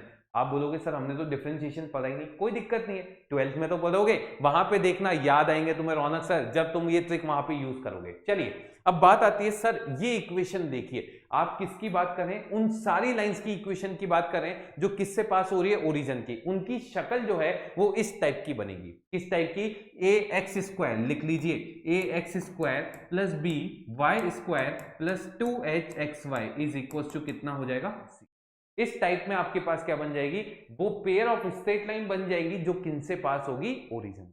लिख लीजिए इसे जल्दी से कर लीजिए। तो चलिए देखते हैं भाई पेयर ऑफ स्ट्रेट लाइन जो है, ठीक है। अब इससे अपन और क्या क्या चीजें सीख सकते हैं। अगर देखो मैंने क्या बोला तुम्हें, मैंने ये चीज बोली है कि भाई ये जो लाइन है देखो उसका स्लोप क्या आ रहा है, वाई बाई एक्स, ठीक है ना। सुनना बच्चों, आप ध्यान से सुनना। मैंने क्या किया, इसके अंदर इसको एक्स स्क्वायर से डिवाइड कर दिया। क्या कर दिया बच्चों, एक्स स्क्वायर से डिवाइड कर दिया। तो बच्चों जब एक्स स्क्वायर से डिवाइड करोगे ये कुछ ऐसा बन जाएगा, b multiply y upon x का whole square plus 2h multiply y upon x और साथ में कितना आ गया plus a is equal to 0, ठीक है क्या। अब बच्चों ये जो y अपॉन एक्स है ना, इसको मैंने किसका नाम दे दिया, m का, ठीक है। कोई वेरिएबल m के मैंने इसको बराबर बोल दिया, y अपॉन एक्स को क्या बोल दिया बच्चों, m। सुनना बच्चों अब ध्यान से, अगर y अपॉन एक्स को मैंने m बोला है तो बच्चों ये इक्वेशन ऐसी बन जाएगी bm square plus 2hm plus a is equal to 0। क्या ये बात तुम्हें समझ में आई। अब यहां से तुम किसकी वैल्यू निकाल सकते हो, m की। भाई क्वाड्रेटिक बन रही है, क्वाड्रेटिक फॉर्मूला लगाया, m is equal to minus 2h plus minus under root b square which is 4h square minus 4ab divide by 2 times of b, है ना। भाई 2 कॉमन निकाल के काट देते हैं, 2 कॉमन निकाल के काटा, m आ जाएगा minus h plus minus under root, बच्चों ये आ जाएगा h square minus ab upon में कितना आ जाएगा b। लिख लीजिए ये फॉर्मूला है आपके पास, किसका फॉर्मूला है, ठीक है ना। ये फॉर्मूला है आपके पास किसका, m निकालने का, ठीक है। तो अगर कभी इक्वेशन दे रखी हो तो m आप इस तरीके से निकाल सकते हैं। लिख लो यार इसे जल्दी से लिख लो, बिल्कुल सही है, ये सही है, ठीक है। अब ध्यान से सुनना, बात आती है सर ऐसा हमेशा होगा क्या कि भाई लाइंस जो है वो रियल आएगी, है ना। भाई जैसे इसके फैक्टर हो गए ना, इसके फैक्टर हो गए, है ना, तो हमेशा होगा, नहीं ये गलत है। ऐसा आप हमेशा फैक्टर नहीं कर पाओगे। तो वो किसके ऊपर डिपेंड करता है, वो इस पे डिपेंड करता है, ठीक है। ध्यान से सुनना, याद करो क्वाड्रेटिक का वो दिन, याद था तुम्हें, मैंने जैसे तुम्हें क्वाड्रेटिक में बोला कि भाई x किसके इक्वल होता है ना, minus b plus minus under root b square minus 4ac upon 2a, ऐसा कुछ बोला था। इसको लिख सकते थे minus b plus minus under root d upon 4a, d upon 2a, है ना, ऐसा लिख सकते थे, ठीक है ना। डी अपॉन कितना आ जाएगा 2a। भाई अगर x की ये वैल्यू आ रही है तो आप बोलते थे सर d की 3 रूट्स होते थे, d greater than 0, d is equal to 0 और d लेस देन 0। ऐसी 3 कंडीशन होती थी या नहीं होती थी। अगर मैं तुमसे बोलूं बच्चों d ग्रेटर देन 0 है, इसका मतलब इसके 2 रियल डिस्टिंक्ट रूट आते थे, तो यहां पे क्या आ जाएगा 2 रियल डिस्टिंक्ट रूट। अरे समझ में आ रहा है क्या, बोलो भाई। अगला केस है जब d इज इक्वल टू 0 है। अरे मालिक अगर d 0 है तो दोनों रूट माइनस बी अपॉन 2 है, यानी रियल होंगे पर सेम होंगे, तो 2 रियल एंड कोइंसिडेंट, मतलब same roots and equal roots, है ना। इतना कहां दिमाग लगाएंगे, लिख लो इक्वल रूट। क्लियर है क्या। अगला, इस केस में इमेजनरी रूट्स आते थे, इस केस में कौन सा आता था, इमेजनरी रूट्स। इसका मतलब अगर मैं इसकी बात करूं इस वाले की, तो देखें पहला केस बच्चों h square minus a b क्या हो जाए, पॉजिटिव। अगर h square minus a b बच्चों अगर ये पॉजिटिव हो गया तो इस केस में m की कितनी वैल्यूज आएंगी, 2। और अगर m की 2 वैल्यूज आएंगी यानी y बाय x की 2 इक्वेशन बन जाएगी, और 2 इक्वेशन बनेगी यानी लाइंस क्या हो जाएंगी, रियल और डिस्टिंक्ट। क्या ये बात समझ में आई। दूसरा केस समझना बच्चों, जब केस है h square minus a b किसके इक्वल हो गया, 0। अगर h square minus a b 0 हो गया ना बच्चों, उस केस में h square minus a b 0 यानी लाइन सेम होगी, यानी इक्वल स्लोप होगा, मतलब कोइंसिडेंट, एक के ऊपर एक लाइन हो जाएगी। क्या ये बात समझ में आई। तो इस केस में 2 लाइंस आएंगी जो रियल भी होंगी पर डिस्टिंक्ट होंगे, है ना, अलग अलग होंगी। इस केस में लाइंस तो रियल आएंगी पर कोइंसिडेंट आ जाएगी। अगला case h square minus a b बच्चों नेगेटिव, यानी h square less than a b. इस केस में लाइंस इमेजनरी होंगी पर इनका पॉइंट ऑफ इंटरसेक्शन होगा 0,0। क्यों, क्योंकि बच्चों ये जो लाइंस हैं ये दोनों लाइंस किससे पास हो रही है, 0,0 से, मतलब इमेजनरी लाइन है। देखो कुदरत का करिश्मा देखो कि भाई लाइंस तो क्या है, इमेजनरी, पर यहां पे पॉइंट ऑफ इंटरसेक्शन क्या है, लिख लो, इसे लिख लो जल्दी से। तो भाई अगर आपको फैक्टर करने हैं तो इस तरीके से भी कर सकते हो, ठीक है, पर ये कंडीशन याद रखना h square minus a b वाली। क्या ये बात समझ में आई? चलिए आगे चलते हैं, अगली बात करते हैं। ये आपको मैंने पूरा डीप में समझा दिया है। अगला तो भाई ये जो दो लाइंस है ये रिप्रेजेंट कर रहा है इसको, ठीक है ना भाई, y is equal to m1x, y is equal to क्या हो गया m2x। अब सुनना बच्चों, मेरे पास इक्वेशन क्या आई थी, अगर मैं इस इक्वेशन की बात करूं तो बच्चों इसको एक्स स्क्वायर से डिवाइड करके मैंने क्या बोला था, bm square plus 2 times of hm plus a is equal to क्या आ गया था बच्चों 0। मैंने बोला था m की कितनी वैल्यूज आएंगी 2, m की कितनी वैल्यूज आएंगी बच्चों 2, और अगर m की 2 वैल्यूज आएंगी तो या तो वो दोनों रियल होंगी, इक्वल हो सकती है, या फिर दोनों इमेजिनरी वैल्यूज हो सकती हैं। अब बात आती है सर अगर मैं बोलता हूं इस इक्वेशन को, इस वाली इक्वेशन को, ये किसको रिप्रेजेंट करता है, ये दो लाइंस को रिप्रेजेंट करता है जो किससे पास होती है, ओरिजिन से। अगर ये दो लाइंस को रिप्रेजेंट करता है जो ओरिजिन से पास होती है, मैंने बोल दिया ये लाइंस ऐसी है बच्चों, पहली लाइन और ये दूसरी लाइन, इस लाइन की इक्वेशन बोल दी y is equal to m1x, इस लाइन की इक्वेशन बोल दी y is equal to m2x। अगर बच्चों ये दो लाइंस है ना तो सुनना बच्चों, यहां से m की कितनी वैल्यूज आने वाली है 2, और वो दोनों वैल्यूज क्या क्या हो जाएंगी m1 और m। अरे ये समझ में आया क्या, m की कितनी वैल्यूज आएंगी 2, और वो दो वैल्यूज क्या क्या होंगी m1 और m2। लिख लो इसे जल्दी से लिख लो। तो भाई इसकी वैल्यूज क्या क्या आएंगी m1 और m2। एक और चीज जो मैं तुम्हें याद दिलाना चाहता हूं, sum of root. Sum of root भाई इसके दो रूट मैंने बोल दिए m1 प्लस m2। बच्चों सम ऑफ रूट क्या होता है माइनस b अपॉन ए, तो भाई minus times of 2h upon कितना आ जाएगा, लिख लीजिए, ये पहली चीज। दूसरी चीज m1 इंटू m2, अरे m1 इंटू m2 कितना हो जाएगा a upon b, c upon.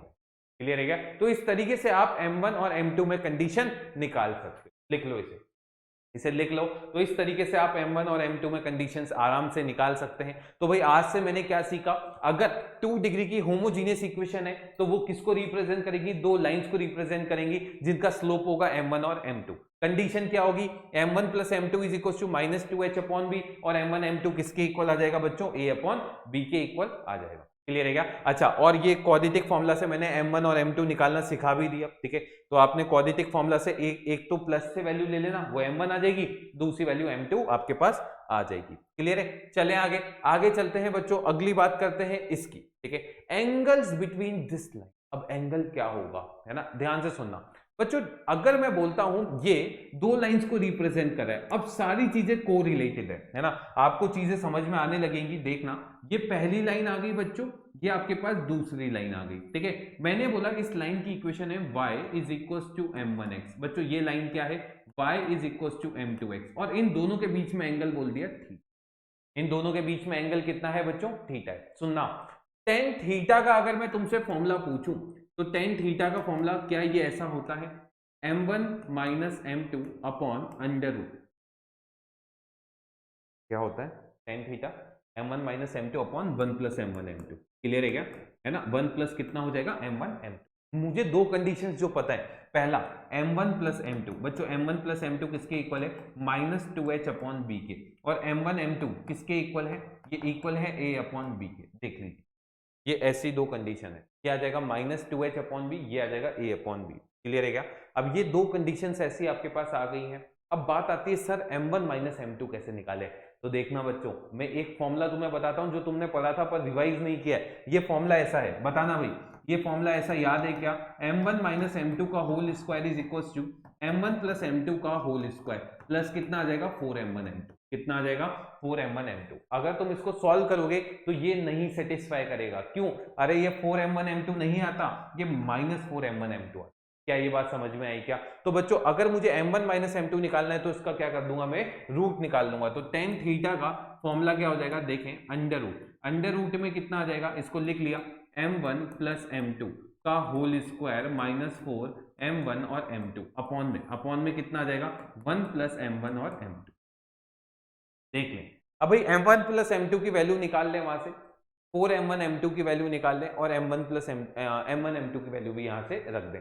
तो टेन थीटा किसके इक्वल आ जाएगा, ये इक्वल आ जाएगा, देखें, अंडर रूट टाइम्स ऑफ, देखें क्या आ जाएगा 4h square upon b square minus 4a upon b upon 1 plus कितना आ जाएगा a अपॉन बी, ठीक है ना।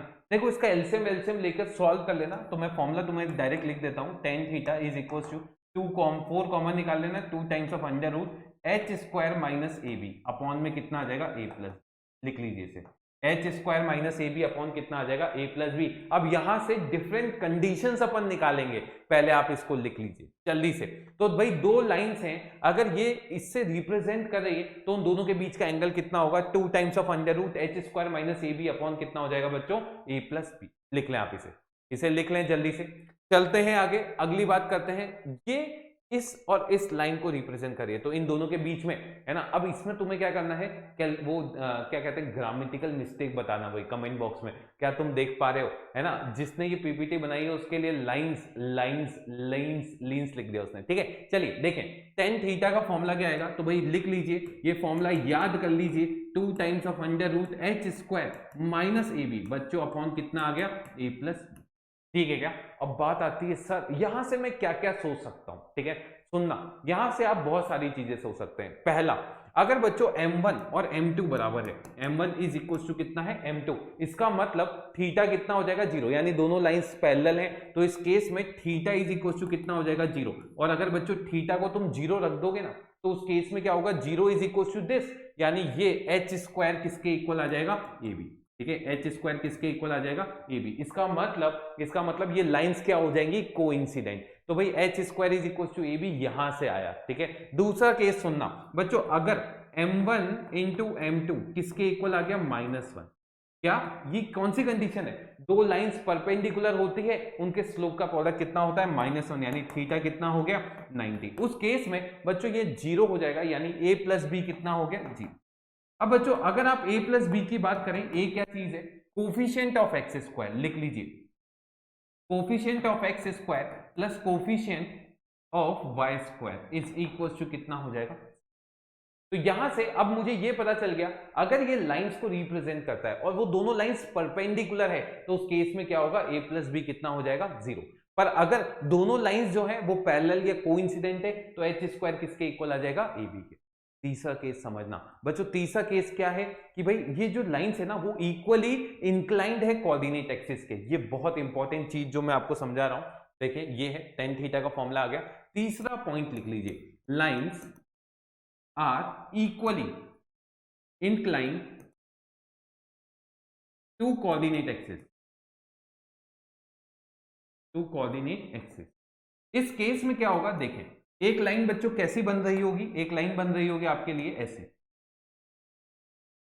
ठीक है, और दूसरी लाइन आपकी ऐसी बन रही होगी। मतलब अगर ये एंगल प्लस थीटा है तो ये वाला एंगल क्या आ जाएगा माइनस थीटा। तो भाई अगर इसका स्लोप देखूंगा मैं, इसका slope m1 is equal to tan theta है, तो इसका स्लोप m2 कितना आ जाएगा -tan थीटा। तो इसका मतलब क्या होगा, m1 प्लस m2 किसके इक्वल आ जाएगा 0। और इस केस में अगर m1 प्लस m2 बच्चों किसके इक्वल आ गया 0, तो m1 प्लस m2 होता क्या है, याद करो ना, m1 प्लस m2 क्या होता है -2h अपॉन बी, यानी -2h अपॉन बी किसके इक्वल आ गया 0, यानी h किसके इक्वल आ गया 0। और h क्या होता है, कोफिशिएंट ऑफ xy। इसका मतलब ये चीज मैंने समझी है कि कोफिशिएंट ऑफ xy किसके इक्वल आने वाला है आपके लिए 0 के। लिख लीजिए इसे लिख लीजिए जल्दी से, इसे लिख लीजिए। तो कोफिशिएंट ऑफ xy किसके इक्वल आ गया 0, ठीक है। यहां से अपन ने देख लिया पहला। अब देखो सारी चीजें जो आने वाली है मैं आपको पहले ही बता चुका हूं। पहला कि राइट एंगल पे है तो a प्लस बी कितना हो जाएगा 0। अगला कोइंसिडेंट है, मतलब एच स्क्वायर किसके इक्वल हो जाएगा ए बी। और बच्चों अगर एच स्क्वायर ए बी आ गया ना वो परफेक्ट स्क्वायर बनेगा, है ना, क्योंकि एच स्क्वायर की जगह तुम ए बी लिख देना।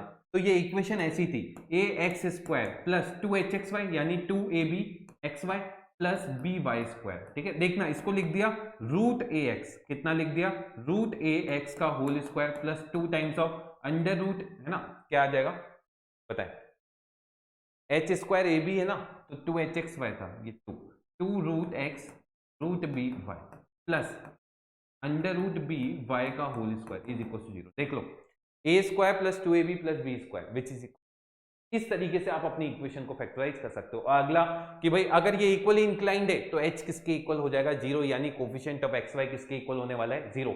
इसके बहुत बेहतरीन सवाल जो है वो अपन अभी लेक्चर के एंड में करेंगे। बेहतरीन बेहतरीन सवाल। बस ये याद रखना, अगर लाइंस परपेंडिकुलर है तो इसका मतलब a प्लस बी कितना आएगा 0। अगर लाइंस इक्वली इंक्लाइंड है तो h इज इक्वल टू कितना हो जाएगा 0। और अगर लाइन कोइंसिडेंट है तो इस केस में क्या होगा, h स्क्वायर किसके इक्वल आ जाएगा, ab के। बस ये याद रखना है अपन को। चलते हैं आगे, आगे बात करते हैं। देखें भाई, इफ एंगल थीटा है ना, इसको एंगल थीटा लिख दीजिए, between two lines represented by is the ये जो बात मैंने बोली थी सुनना, ये लाइन क्या बोलती है, a x square plus b y square plus 2hxy plus 2gx plus 2fy plus c is equal to क्या है 0। अब सुनना बच्चों, ये बहुत इंपॉर्टेंट लाइन है। मैंने क्या बोला, अगर मैं किसी लाइंस के बीच में एंगल निकालना चाहता हूं तो इसको मैं फैक्टराइज करूंगा। तो क्या करते थे, इसको फैक्टर करते थे, वहां से अपन इक्वेशन निकालते थे, इसके स्लोप निकल जाते थे। और ये वाली चीज किसमें कंट्रीब्यूट करती थी, उसके कांस्टेंट वाले पार्ट में। बच्चों स्लोप में कभी भी कांस्टेंट पार्ट का कोई रोल नहीं होता, तो भाई किसका रोल होता है, उसके स्लोप का। तो स्लोप तो इससे आता था, इसका मतलब समझ में आया क्या, अगर इस लाइन के बीच में एंगल निकालना है, इसको फैक्टराइज करोगे 2 लाइन आएगा, तो भाई उन दोनों लाइंस के बीच में एंगल निकालना है, तो भाई मैं इनसे तो डील ही नहीं करूंगा, सिर्फ किससे डील करना है, इस। क्लियर है क्या। और अगर इससे जो एंगल आएगा वही अपना एंगल क्या आने वाला है, फाइनल। तो भाई इससे एंगल कितना आता था, तो अपन ने देखा था tan theta is equal to, याद करो, 2 times of under root h square minus ab। बच्चों अपॉन में कितना आ गया था, अरे ये समझ में आया क्या, ये क्लियर है क्या आपको, किस तरीके से ये अपन ने निकाला है, लिख लो, इसे लिख लो। आगे चलते हैं, let this equation represent 2 mutually perpendicular lines. तो इसमें से कौन सी कंडीशन होगी, सबसे पहली, क्या ये लाइंस को रिप्रेजेंट कर रहा है, बिल्कुल कर रहा है सर। और अगर लाइंस को रिप्रेजेंट कर रहा है तो उस केस में आप क्या बोलोगे, सर अगर ये लाइंस को रिप्रेजेंट कर रहा है तो आपको पहली कंडीशन क्या लगानी है कि भाई ABC plus FGH, ABC 2FGH AF square BG square CH square is equal, भाई A बताएं कितना है 2, लिख लीजिए, ये हो गया 2। B कितना है -P, है ना भाई, ये कितना आ जाएगा -। क्लियर है क्या। और सी, मैं चाहता हूं ये सॉल्यूशन तुम नहीं देखो और अपने सॉल्यूशन खुद बनाओ, जल्दी से सॉल्व करो और मुझसे पहले कर लो, तो भाई कमेंट बॉक्स में बताना कि सर आपसे पहले ये सॉल्व हो गया। देखें ax स्क्वायर by स्क्वायर, ये 2gx है ना भाई। अब यहां पे क्या आता है, fgh। क्लियर है क्या। तो f कितना है, हाँ देखें भाई, a इज इक्वल टू 2 है, b is equal to -p है, c इज इक्वल टू -1 है। 2gx तो g आ जाएगा 1/2, f आ जाएगा कितना आ जाएगा q/2। क्लियर है क्या। और h कितना आ जाएगा -3, h किसके इक्वल आ गया -3/2। लिख लीजिए abc है ना, fgh which is equal to q/2, g मतलब 1/2 और ये आ जाएगा -3/2, ये आ जाएगा -3/2, 1/2 और q/ इज इक्वल टू, ये पहली कंडीशन निकालेंगे। दूसरी कंडीशन क्या होगी, पहले तो इसको सॉल्व कर लेना। दूसरी कंडीशन क्या होगी, अगर ये म्यूचुअली परपेंडिकुलर है, अगर म्यूचुअली परपेंडिकुलर है यानी tan theta 90, tan theta not defined, यानी coefficient of x square plus coefficient of y square is equal to कितना आएगा 0, यानी p का वैल्यू तो कितना आ जाएगा बच्चों, p is equal to, clear है क्या। ये कैसे निकाला, coefficient of x square plus coefficient of y square is equal to 0, या फिर a plus b is equal to 0। a का वैल्यू पता है, b का वैल्यू पता है, इज इक्वल टू 0, तो p का वैल्यू कितना आ गया 2। अब बात आती है सर इससे q कितना आएगा, तो q निकाल लेते हैं। देखें अगर मैं p का वैल्यू सब्स्टिट्यूट कर देता हूं, यहां पे नहीं करोगे तो भी आंसर आ जाएगा। देखें ये बन जाएगा 2 मल्टीप्लाई, ध्यान से बताएं भाई, ये आ जाएगा p minus Q square divide by 4 और साथ में प्लस 3/2 इंटू, ध्यान से देखिए ये आ जाएगा 3/2 माइनस q/4। क्लियर है क्या। और साथ में प्लस 1/2, इसके साथ कितना आएगा बच्चों, ये आ जाएगा -3q/4 plus p/2 and this is equal to 0। मैं चाहता हूं एक एक बच्चा इसका कमेंट बॉक्स में आंसर बताए। मेरे हिसाब से पहला ऑप्शन तो ये आ रहा है, इक्वल टू कर देना स्क्वायर माइनस, ठीक है, इक्वल टू है। ये 4 ऑप्शन है आपके पास, इसमें से आपको बताना है कौन कौन से ऑप्शन आने वाले हैं। मैं कमेंट बॉक्स में आप लोगों का वेट करूंगा कि भाई आप ये बताएं और इसका आंसर बता दें। p का वैल्यू रख देना, आपके पास q का वैल्यू भी आ जाएगा। चलते हैं आगे, अगला भाई L1 और L2 लाइंस इसको डिनोट करती है intersect at the point P। चलिए पहली बात जो पता चली, इन दोनों का पॉइंट ऑफ इंटरसेक्शन कितना है, P है। चलिए फिर क्या है, हैविंग ग्रेडियंट M1 और M2, तो M1 और M2 किससे निकलने वाला है, इससे।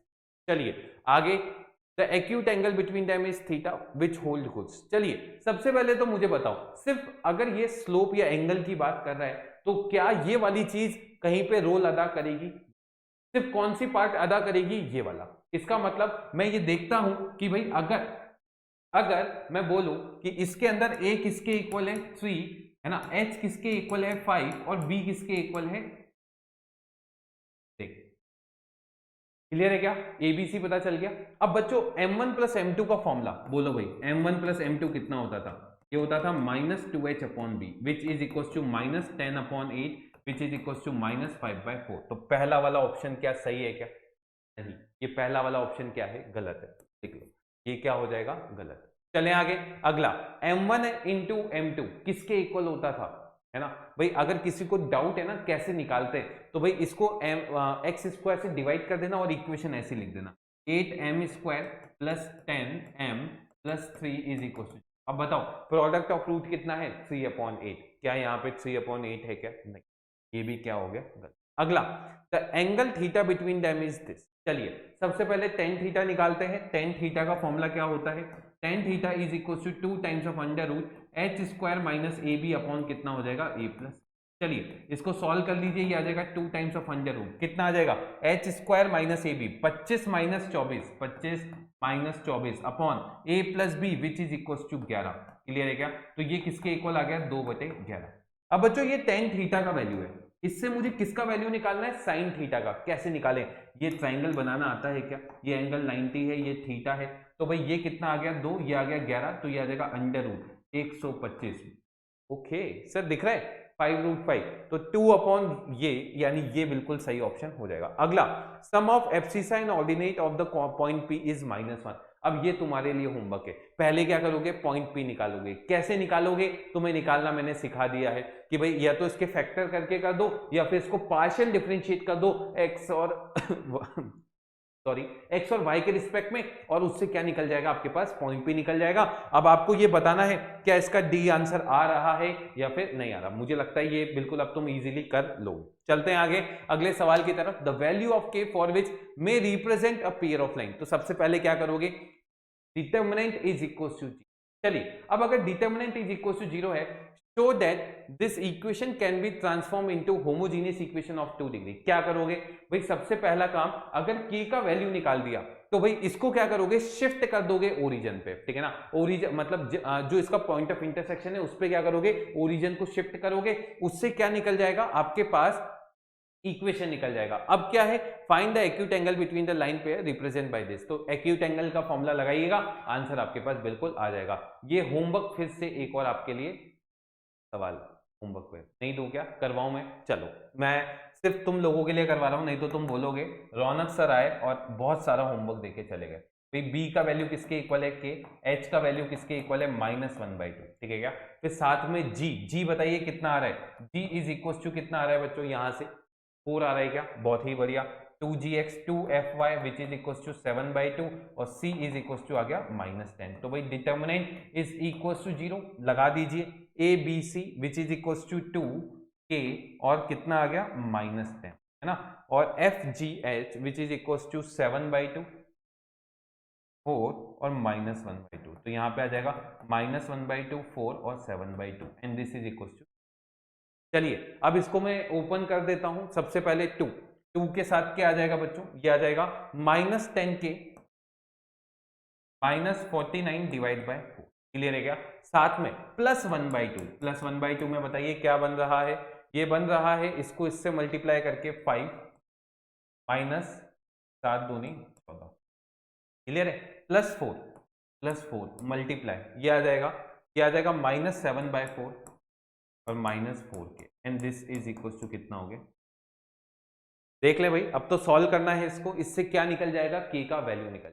फिर दूसरी चीज, k का वैल्यू निकालने के बाद इसको पार्शियली डिफरेंशिएट करके आपके पास वैल्यू आएगी।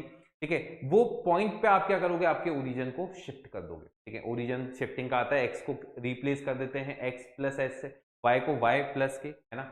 इस तरीके से आप इसको रिप्रेजेंट शिफ्ट कीजिएगा और फिर उससे क्या बनेगा? ये एक होमोजीनियस इक्वेशन। अब एंगल निकालने में उसका कोई रोल नहीं है, ठीक है, उससे सिर्फ ओरिजिन शिफ्ट होता है, लाइंस वैसी ही रहती है।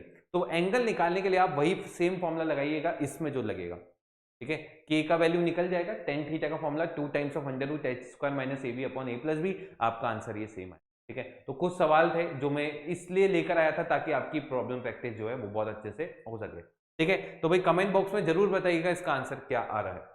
अगले सवाल की तरफ चलते हैं। अगला सवाल ये रहा। चलिए अब मुझे क्या करना है, पहले ये बताना है ये कौन सी लाइंस को रिप्रेजेंट कर रहा है। चलिए अब इसको सॉल्व करने के लिए ध्यान से देखिएगा। इसको पहले मैं फैक्टराइज करूंगा। इसको फैक्टराइज कैसे किया, ध्यान से देखिए। अगर मैं इसको देखता हूं बच्चों, ये क्या लिखा हुआ है, x square plus 2xy plus y square. अच्छा सर, ये तो किसी का परफेक्ट स्क्वायर है, किसका, x प्लस वाई का, तो x प्लस वाई का होल स्क्वायर। बच्चों इसमें से क्या किया मैंने, -3 कॉमन निकाल लिया, तो अंदर कितना आ जाएगा, x प्लस वाई, और प्लस 2 इज इक्वल टू कितना आ गया, 0। तो वही -3 times of x plus y और साथ में कितना आ गया, +2 इज इक्वल टू, एक तरीका तो वही है ना। इसको लिख दीजिए x प्लस वाई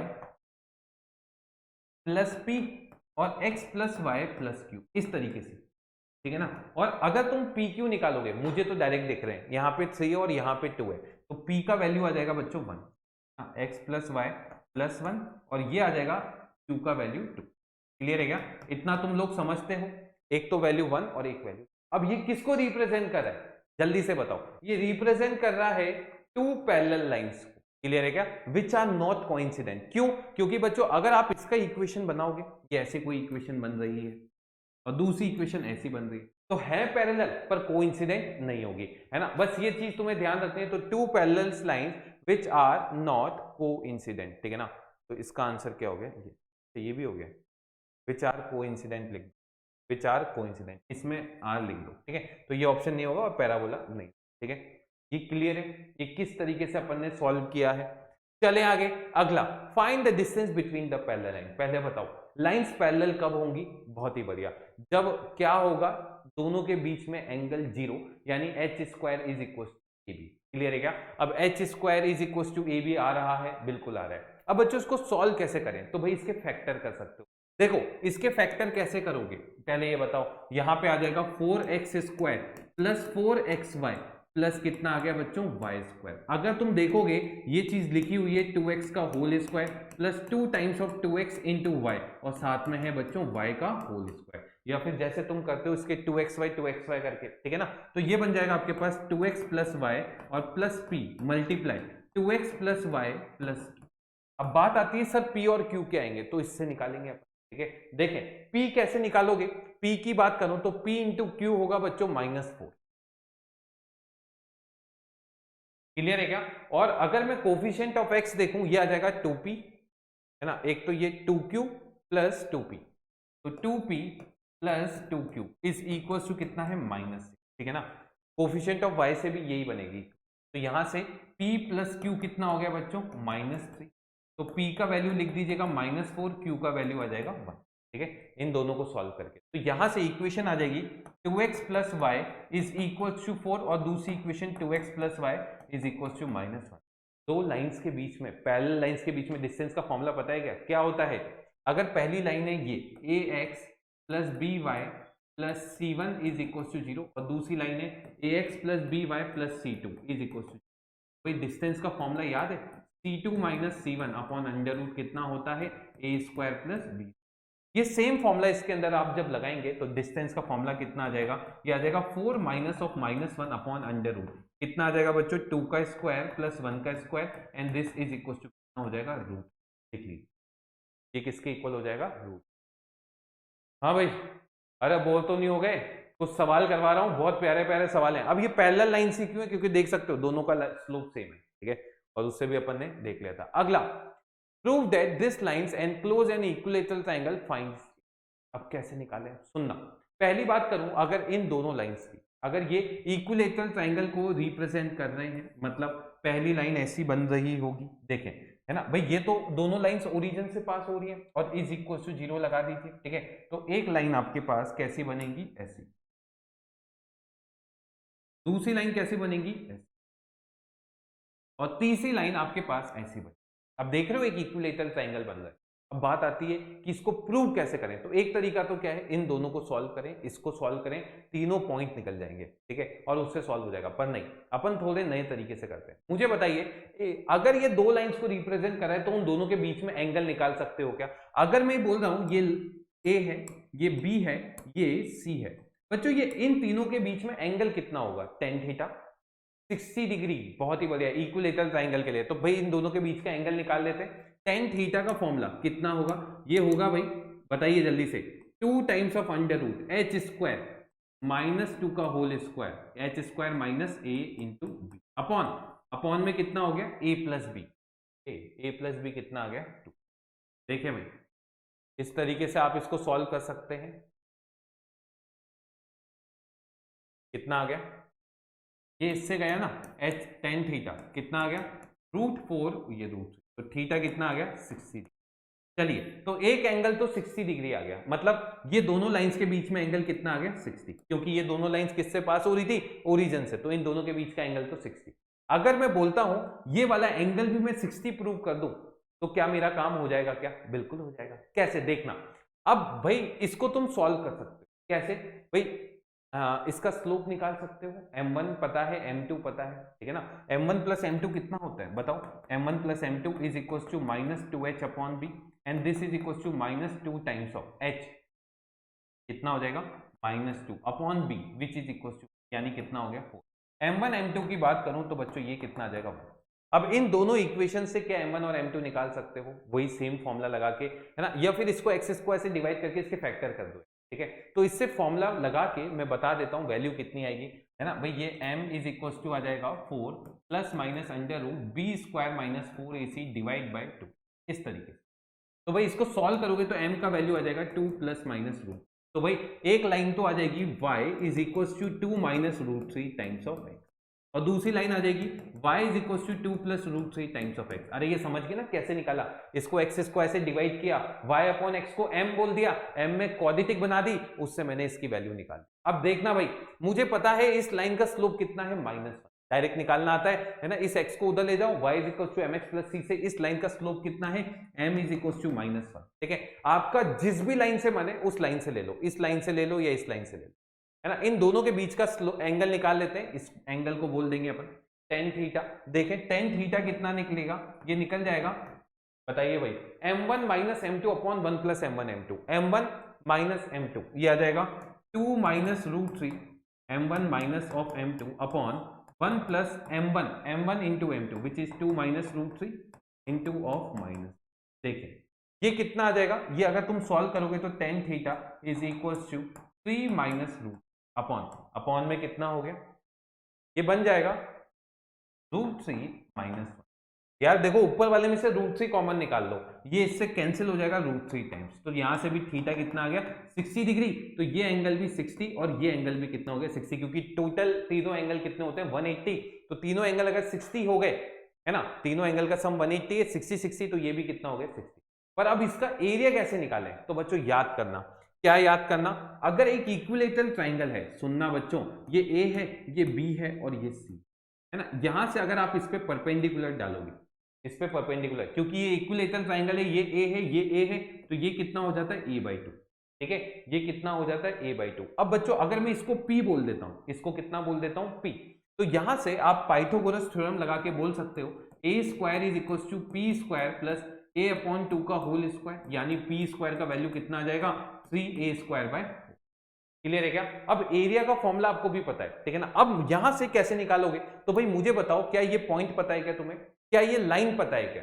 तो इस पॉइंट की इस लाइन से परपेंडिकुलर डिस्टेंस निकाल सकते हो, है ना। ये पॉइंट है 0,0। अरे यार ये तो सॉल्व ही हो गया। तो बिना लाइन सॉल्व किए भी ये सॉल्व कर सकते थे। 0,0 से इसकी डिस्टेंस निकालिए भाई, कितना आ जाएगा? देखें p इज इक्वल टू आ जाएगा 0,0 से परपेंडिकुलर डिस्टेंस किसकी? x plus y is equal to. तो भाई p इज इक्वल टू कितना आ गया? 0 प्लस 0 माइनस 1 अपॉन रूट। तो भाई ये किसके इक्वल आ गया? 1/रूट। अब एरिया ऑफ इक्विलेटरल ट्राइंगल होता है √3 अपॉन 4 इंटू ए स्क्वायर, पर उसके लिए ए स्क्वायर चाहिए, अपने पास p आया है, तो भाई p स्क्वायर की वैल्यू यहां पे सब्स्टिट्यूट कर देते हैं। तो भाई 3a square divide by 4 is equal to p। यहां से a स्क्वायर किसके इक्वल आ गया बच्चों? 2/3 के। रख दीजिए यार, इसमें रख दीजिए, आपके पास क्या आ जाएगा? एरिया। तो इस तरीके से आप अपना एरिया भी निकाल सकते थे। कर लोगे इस टाइप का सवाल। चलें आगे, आगे चलते हैं। तो ये आपके पास सवाल बनता है और इस तरीके से आपके पास बन जाएगा। अगला, centroid of the triangle form by this, ठीक है। तो सबसे पहले क्या करना है, इसके फैक्टर करना, ठीक है। ध्यान से देखिए, ये किसको रिप्रेजेंट करेगा, जो ओरिजिन से पास होने वाली लाइन को, और ये दूसरी लाइन होगी। तो भाई अब देखें, ये कुछ ऐसा सवाल आपके पास बन रहा है, ये पहली लाइन बन गई, ये आपके पास दूसरी लाइन बन गई, ठीक है। और तीसरी रफ फिगर में बना लेना, ये ऐसी कुछ लाइन बनेगी, x की वैल्यू माइनस और y, कुछ ऐसा अपन अभी रफ फिगर बना दिया, ये रफ फिगर हो गया, ठीक है। ये रफ फिगर से मैंने ऐसा कुछ बना दिया, ठीक है। इसको हटा ही दो, काम करो, इसको ऐसे बना दो, ये पहली लाइन हो गई, ये दूसरी लाइन हो गई, ठीक है। ये वाला पॉइंट 0,0 है, ये वाला पॉइंट क्या है, 0,0। क्यों? क्योंकि इन दोनों का पॉइंट ऑफ इंटरसेक्शन 0,0। सेंट्रोइड निकालने के लिए तीनों पॉइंट पता होने चाहिए, पर उसके लिए आपको ये लाइन और ये लाइन निकालनी है, क्योंकि ये लाइन तो कितना है, 2x minus 3y plus 4 is equal to.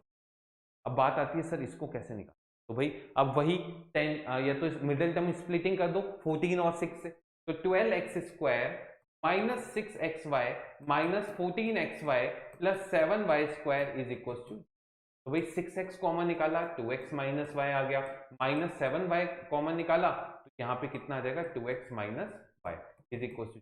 तो भाई बताएं, अब पहली इक्वेशन क्या आ जाएगी, y is equal to 2x, और दूसरी equation y is equal to 6/7x। Clear है क्या? अब इसमें y की जगह 2x डाल देना, उससे आपके पास कौन सा पॉइंट आ जाएगा, ये वाला।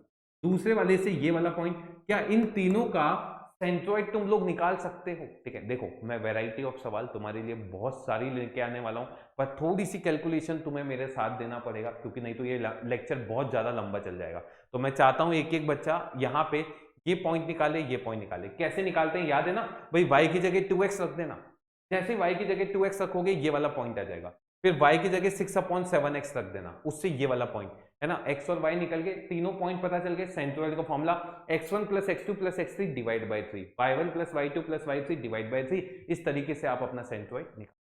क्लियर है क्या? चलते हैं आगे। अब बात आती है सर एंगल बाइसेक्टर की। इसकी बात, दो लाइंस के बीच में बाइसेक्टर की इक्वेशन कैसे निकाली जाए। देखें भाई, दो लाइंस के बीच में अगर मैं बाइसेक्टर निकालना चाहता हूं, ठीक है ना, तो बाइसेक्टर की इक्वेशन कैसे निकालते हैं बताइए। अगर ये दो लाइंस है, सुनना, ये पहली लाइन हो गई बच्चों, ये दूसरी लाइन हो गई, ठीक है, ये दूसरी लाइन हो गई। मैंने क्या बोला, बाइसेक्टर, बाइसेक्टर पॉइंट जो है ये रहा, ठीक है, ये बाइसेक्टर लाइन हो गई। क्लियर है क्या? अब ये निकाले कैसे, तो बच्चों इसका पॉइंट एज्यूम कर लो। बाइसेक्टर की एक प्रॉपर्टी होती है कि जब दोनों पे परपेंडिकुलर डालते हो तो ये डिस्टेंस क्या आती है, c। क्लियर है क्या? ये वाली डिस्टेंस क्या आती है, c। तो आप क्या कीजिएगा, है ना, इसको आप एक काम कीजिए, x1, y1 या h, k बोल दीजिए, जो भी आपको बोलना है ना। अब इससे क्या कीजिए, इस पे परपेंडिकुलर डिस्टेंस निकाल लीजिए। पहली लाइन ये रही, m1x minus y is equal to, तो भाई x1, y1 से इसकी डिस्टेंस कितनी हो जाएगी, ये हो जाएगी m1 x1 minus y1 upon under root times of m1 square plus 1। और ये किसके इक्वल हो जाएगी बच्चों, ये हो जाएगी, बताइए ना, कितना आ जाएगा, m कितना आ जाएगा, 2x1 minus y1 upon under root times of m2 square. अरे समझ रहे हो? अब देखो सुनना, ये मॉड है, ये भी मॉड है, जब भी मॉड हटता है ये याद रखिएगा, आगे भी mod x is equal to mod y है, तो या तो x is equal to y होता है, या फिर x किसके इक्वल होता है, माइनस y।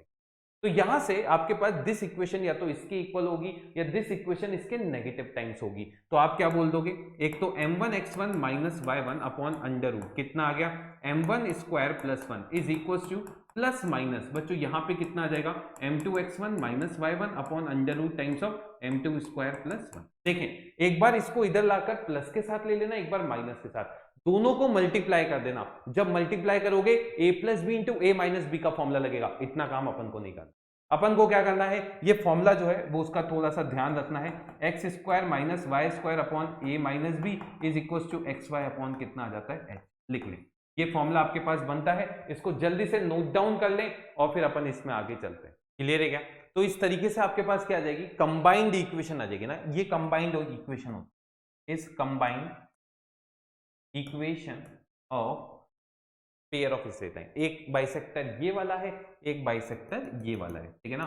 ये हो गया आपके पास बाइसेक्टर नंबर 2, ये हो गया बाइसेक्टर नंबर 1, और इन दोनों की कंबाइंड इक्वेशन आपके पास डायरेक्ट इससे सॉल्व होके निकल जाती है। यहाँ पे M1 और M2 में बहुत सारी कैलकुलेशंस होंगी, ठीक है, और उसको जब तुम सॉल्व करोगे ये कंबाइंड इक्वेशन आपके पास यहाँ से बन जाएगी।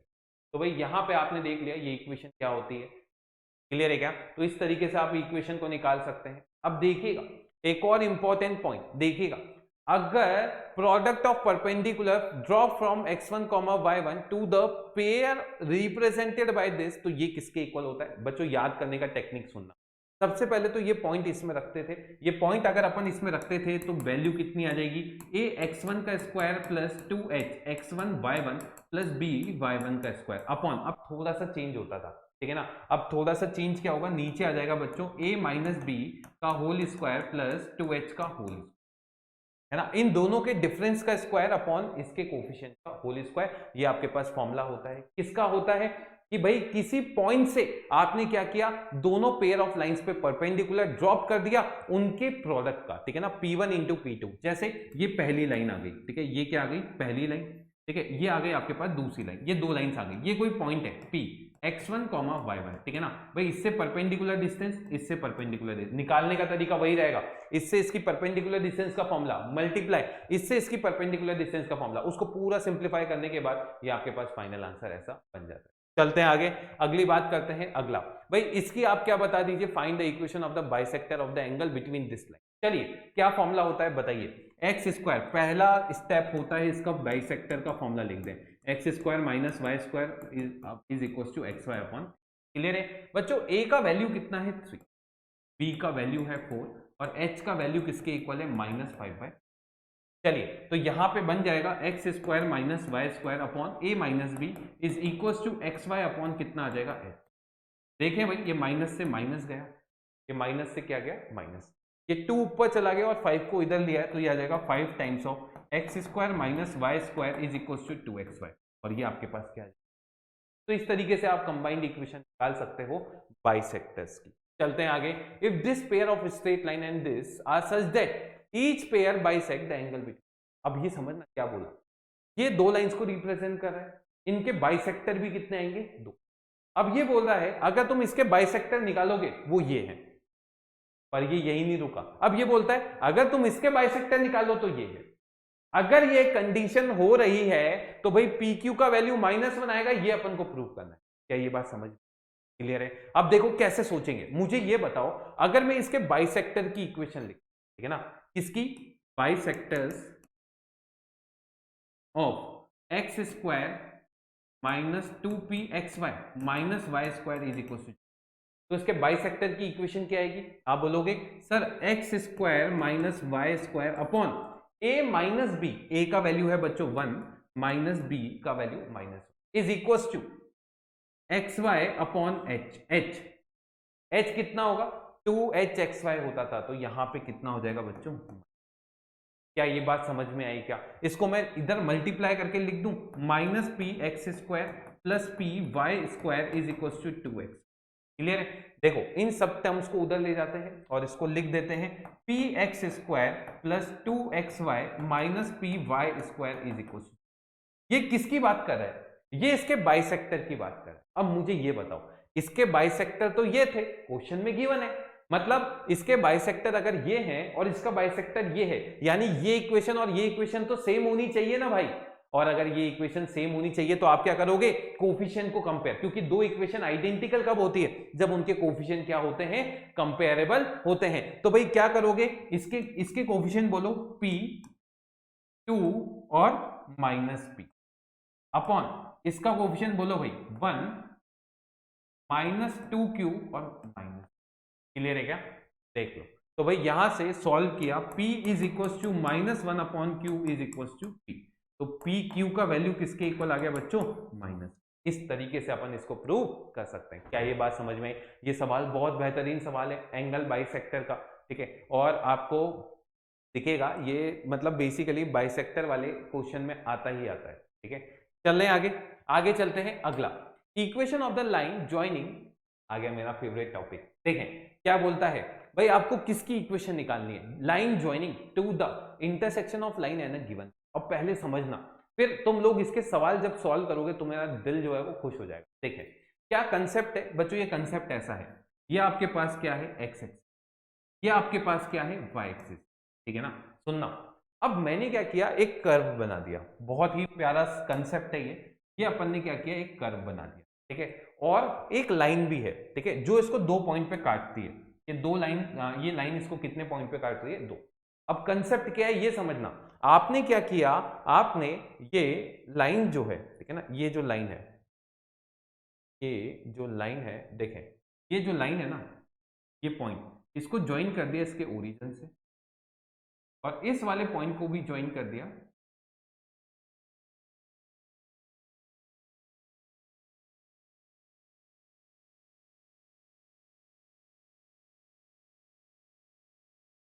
ठीक है। अब सुनना भाई क्या क्या बात करी है अपन ने पहली बात क्या की है कि भाई ये वाला जो पॉइंट है, ये वाला जो पॉइंट है, इसको मैंने बोल दिया ए, और इसको मैंने क्या बोल दिया, और ए और बी क्या है, एक कर्व और एक लाइन का पॉइंट ऑफ इंटरसेक्शन, ठीक है। अब आपको क्या निकालना है, आपको इक्वेशन निकालनी है, किसकी, combined equation, combined equation of o a and o b. किसकी इक्वेशन निकालनी है, जब इन दोनों पॉइंट को आप ओरिजिन से मिलाओगे ना, उसकी कंबाइंड इक्वेशन वो आपको बतानी है, और वो बताने के बाद फिर इसके सवाल अपन देखेंगे कि कैसे बनते हैं। अब बात आती है सर इसको कैसे बताएं, सुनना, मैंने बोला इस कर्व की इक्वेशन ऐसी है, कर्व है a x square plus b y square plus 2h(x) plus 2gx plus 2fy plus c is equal to, ये मेरे पास कर्व है और ये मेरे पास लाइन है, ठीक है ना, ये लाइन की इक्वेशन है। एक सेकेंड रुकना, लाइन की इक्वेशन ऐसे लिख दी, लाइन की इक्वेशन है lx plus my is equals to n, ये मेरे पास लाइन की इक्वेशन। तो नॉर्मल बच्चा क्या करेगा, नॉर्मल बच्चा एक ही काम कर सकता है कि भाई आप क्या करेंगे, इसको और इसको सॉल्व करेंगे, है ना, यहां से x की वैल्यू उठा के यहां रख देंगे, y में एक बड़ी सी इक्वेशन आएगी, उसको तुम सिंप्लीफाई करोगे, उससे y की 2 वैल्यूज आ जाएंगी, उन y की 2 वैल्यूज को से x की 2 वैल्यूज निकालोगे, उससे a और b निकाल दोगे, फिर a और b 2 पॉइंट आ जाएंगे, उसको ओरिजिन से मिला दोगे और 2 लाइन निकाल दोगे, उनको मल्टीप्लाई करके बोलोगे आंसर है। इतना बड़ा काम मैंने, इतना बड़ा काम अपन नहीं करेंगे, तो सर कैसे करेंगे, फिर कैसे करेंगे, सुनना, इस कंसेप्ट को बोला जाता है होमोजेनाइजेशन। क्या बोला जाता है भाई, होमोजेनाइजेशन। होमोजेनाइजेशन का मतलब क्या होता है, होमोजेनाइजेशन का मतलब होता है आप अपने कर्व की डिग्री को 2 कर दोगे, आप अपने कर्व की डिग्री को क्या कर दोगे, 2। अब होमोजेनाइजेशन के कंसेप्ट से मैं क्या करूंगा, ध्यान से सुनना, यहां पे ये वाला और ये वाला जो टर्म है, इनकी डिग्री तो ऑलरेडी 2 है, तो इसके साथ कोई छेड़छाड़ नहीं करनी। अब यहां पे देखना, इसकी डिग्री 1 है, इसकी डिग्री कितनी है 1, और इसकी डिग्री भी कितनी है 1। मतलब मेरा पहला टास्क क्या होगा कि इन दोनों टर्म्स की डिग्री को 1 से कितना कर देना, 2। सुनना बच्चों, दूसरा टास्क होगा यहां पे, इसकी डिग्री है बच्चों 0, इसकी डिग्री कितनी है 0, और इसकी डिग्री करनी है 2, मतलब इसकी डिग्री कितने से बढ़ानी है, 2 से। चलिए अब डिग्री कैसे बढ़ाते हैं सर, हमने तो नहीं सीखा, तो भाई वही सिखाने आए। देखो इस n को डिवाइड मार दो भाई, इस n को डिवाइड मारोगे तो lx प्लस my अपॉन कितना हो जाएगा, n इज इक्वल टू कितना हो गया बच्चों 1। अब यहां पे रोल अदा करता है ये 1, ये 1 कैसे रोल अदा करेगा, सुनना बच्चों, इसकी डिग्री 2 है, इससे कोई छेड़ाछाड़ी नहीं, ax square plus by square plus 2hxy, सुनना, इससे कोई छेड़ाछाड़ी नहीं। किसकी डिग्री बनानी है, इस दोनों टर्म की, कितने से, 1 से, तो भाई इसको लिख दीजिए 2gx प्लस 2fy, इसको मल्टीप्लाई कर दीजिए बच्चों 1 की पावर 1 से, कितनी कर दीजिए 1 की पावर 1, और प्लस कितना है बच्चों c, इसकी डिग्री 2 से बढ़ानी है तो 1 का स्क्वायर इज इक्वल टू कितना कर दीजिए, देख लीजिए कोई चेंज नहीं आएगा इसको करने से। अब बात आती है सर ये 1 कैसे रोल अदा करेगा, तो देखना, इस 1 की वैल्यू लिख दी बच्चों lx plus my upon n, क्यों, क्योंकि ये पॉइंट ऑफ इंटरसेक्शन किस किस का निकल रहा है, इस लाइन और इस कर्व का, तो इस लाइन की हेल्प से मैंने क्या किया, अपने कर्व को होमोजेनाइज कर दिया। कैसे, जिसकी डिग्री तो 2 थी उसको 2 ही रखा, पर जिसकी डिग्री 1 है उसकी डिग्री एक तो 1 से बढ़ा दी, और जिसकी डिग्री 0 है उसकी डिग्री 0 से बढ़ा दी। अब भाई ये वैल्यू रख दीजिए 1 की जगह lx plus m y plus n. तो देखिए यहाँ पे क्या इक्वेशन बनेगी, देखना भाई, ये लाइन हो गई थी, ठीक है, इज इक्वल टू एन कर दिया अपन ने, ठीक है, कोई फर्क नहीं पड़ेगा उससे, ठीक है, उससे कोई फर्क नहीं पड़ेगा। अब देखिएगा इसको लिख दिया ax square plus by square plus 2hxy, clear है क्या। प्लस बच्चों क्या किया था 2gx प्लस 2fy, इसकी डिग्री कितने से बढ़ानी थी 1 से, तो इसको डिवाइड कर दिया, मल्टीप्लाई कर दिया lx plus m y upon n से। प्लस बच्चों साथ में कितना है c, इसकी डिग्री कितने से बढ़ानी थी 1 स्क्वायर से, मतलब 2 से, है ना। तो भाई इसको कितना लिख देंगे lx plus m y upon कितना आ जाएगा बच्चों n, और इसका होल स्क्वायर। अब इसका रोल क्या होगा देखना, इस पूरे टर्म की डिग्री है 2 बच्चों, ये x है, इससे मल्टीप्लाई होगा तो उसकी डिग्री भी 2, क्योंकि n तो कांस्टेंट है, lmn तो क्या है कांस्टेंट है। ये y x से मल्टीप्लाई होगा तो डिग्री 2, ये y x से सारी 2। अब ये स्क्वायर है और x और y है, तो x स्क्वायर आएगा, y स्क्वायर आएगा, x y आएगा, उसकी डिग्री भी कितनी होगी 2। तो अब ये समझ में आया होमोजेनाइजेशन कहां पे यूज होगा बच्चों, ये याद रखना, होमोजेनाइजेशन तब यूज होता है जब एक कर्व और एक लाइन को आप सॉल्व करते हैं, उनके 2 पॉइंट को जब आप ओरिजिन से मिलाते हैं, और ओरिजिन से मिलाने के बाद आप OA और OB की कंबाइंड इक्वेशन लिखना चाहते हैं, तो कौन सा कंसेप्ट यूज कर सकते हैं, होमोजेनाइजेशन। क्या ये बात समझ में आई। तो होमोजेनाइजेशन कैसे करते हैं वो भी तुम्हें क्लियर है।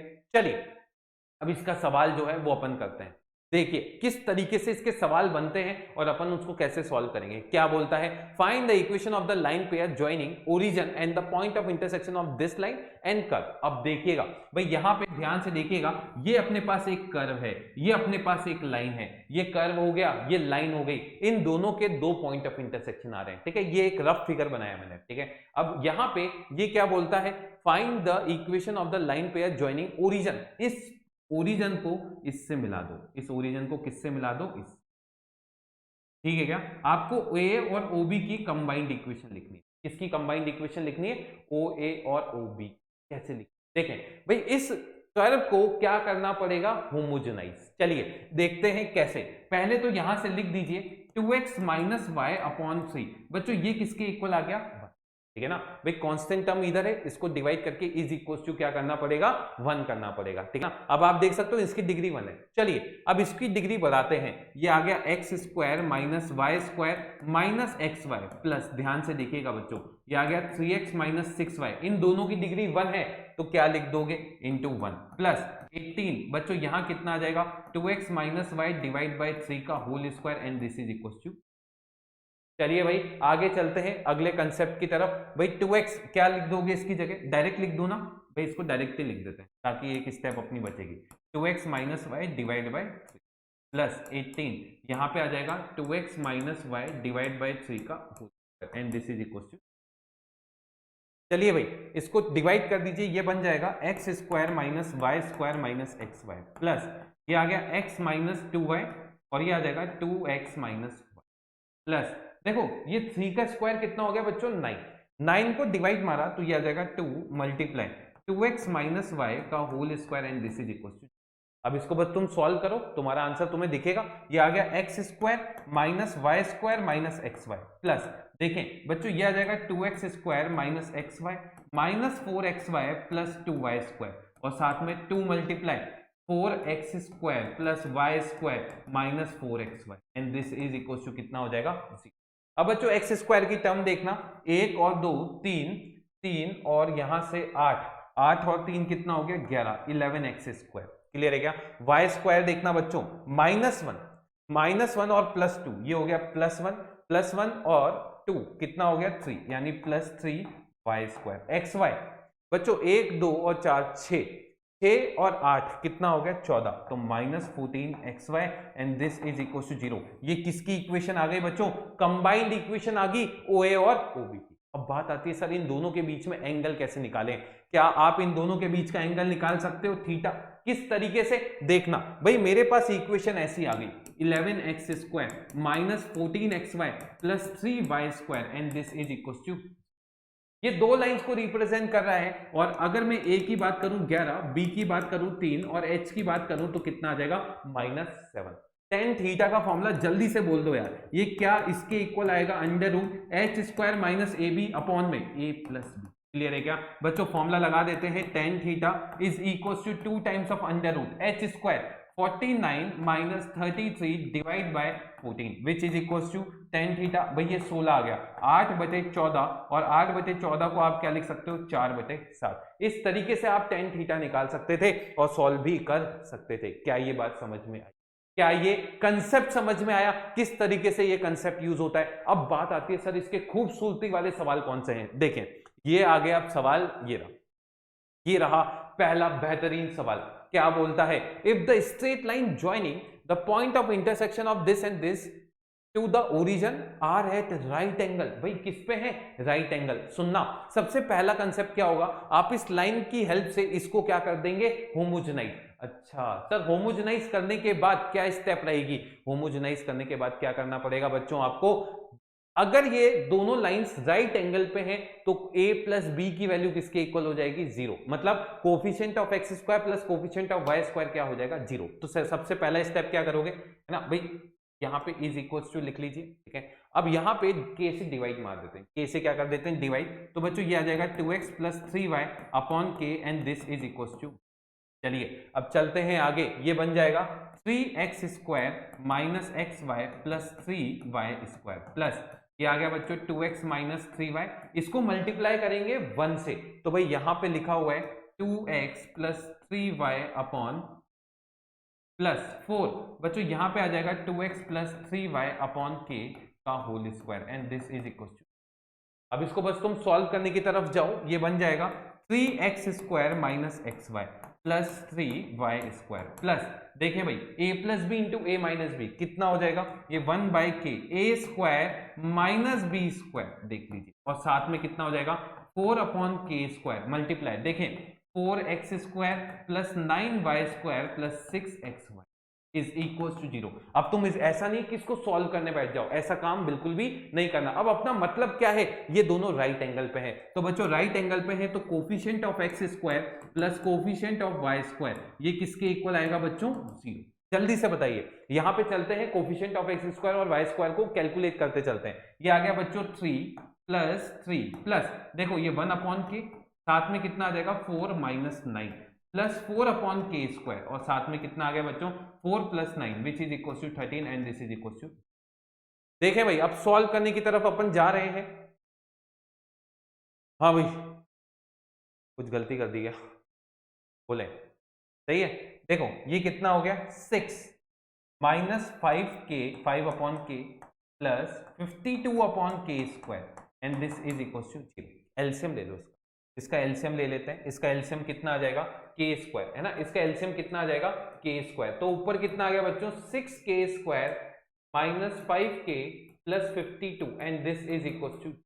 अब देखो अगर ये 0 है यानी ऊपर वाली वैल्यू 0 होगी, तो भाई इसका आंसर क्या होगा मुझे कमेंट बॉक्स में बता देना। अब इतना मैं चाहता हूं तुम लोग मुझे बता दो। तो भाई कैसा लगा ये सवाल बताना।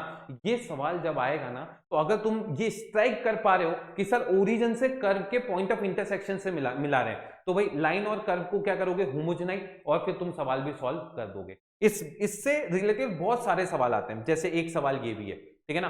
Find the value of m for which this line joining origin and the point common to this are at right angle. क्या ये सेम वही कंसेप्ट का सवाल है?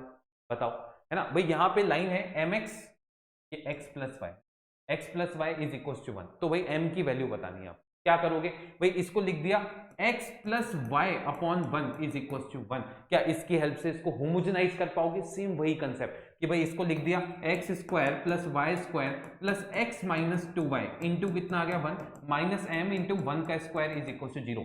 1 की जगह ये लिख दीजिए। फिर अगर ये राइट एंगल पे है तो क्या कंसेप्ट है? Coefficient of x square plus coefficient of y square is equal to 0। उससे मुझे बताना इसमें m की वैल्यू क्या आ रही है, ठीक है ना। चलिए देखते हैं कितने बच्चे इसको कर पाते हैं, और क्या ये कंसेप्ट के सवाल अगर तुम्हें मिलेंगे तो तुम उसको कर पाओगे या फिर नहीं। अगला, the straight line joining origin to the point of intersection of this curve and this line are equally inclined to the coordinate axis। एक सेकेंड, ये वाली लाइन एक्स्ट्रा आ गई, ये हटाओ। चलिए, है ना, ये एंड हटा दो, ये नहीं लिखी उसने, ये वाली लिख दी, ठीक है ना। ये लाइन और ये कर्व बच्चों इक्वली इंक्लाइंड है कोऑर्डिनेट एक्सिस। तो आपको किसका वैल्यू बताना है? k का। कैसे बताओगे, पहले बताओ क्या करेंगे भाई। ये 1 को इधर उठाया तो x plus k y and this upon 1 is equal to कितना। अब बच्चों क्या करोगे, इसको होमोजेनाइज कर दोगे। होमोजेनाइज किया 5x square plus 12xy minus 6y square plus बच्चों ये आ गया 4x माइनस 2y, इसको मल्टीप्लाई कर दिया आपने प्लस 3, इसको कर दिया 1 स्क्वायर और ये हो गया 1 की जगह रख दीजिए x प्लस के वाई। देखते हैं ये बन जाएगा 5x square plus 12xy minus 6y square plus देखें 4x minus 2y multiply x plus k Y और साथ में plus 3 multiply x plus k Y का होल स्क्वायर। अब देखो मैं पूरा सॉल्व नहीं करूंगा, मुझे ये बताओ अगर ये equally inclined to coordinate axis होती है यानी h इज इक्वल टू क्या हो जाता है 0। फॉर्मूले का इतना बेनिफिट होता है, आप देखोगे ये बन जाएगा coefficient of x y and this is equal to 0। समझ में आया। अब ये पूरा सॉल्व मत करना, सिर्फ कोफिशिएंट ऑफ एक्स वाई के ऊपर फोकस करना। बच्चों यहां से कितना आ गया, ये अपन बोलेंगे h is equal to 0 such that यहां पे 12। अब देखो एक्स वाई कब आएगा, जब इस 4x को इससे मल्टीप्लाई करोगे तो कितना आ गया 4k, ये इससे मल्टीप्लाई करोगे तो कितना आ जाएगा -2 प्लस 3। देखें भाई इसका स्क्वायर खोलोगे तो एक्स स्क्वायर से मतलब नहीं है, के स्क्वायर वाई स्क्वायर से मतलब नहीं है, एक आएगा 2kxy तो यहां पे लिख देना 2k and this is equal to 0। यार अब तो ये सॉल्व कर दो, 6 और 4 10, 10 plus 10k and this is equal to 0 तो k का वैल्यू क्या -1 आ जाएगा।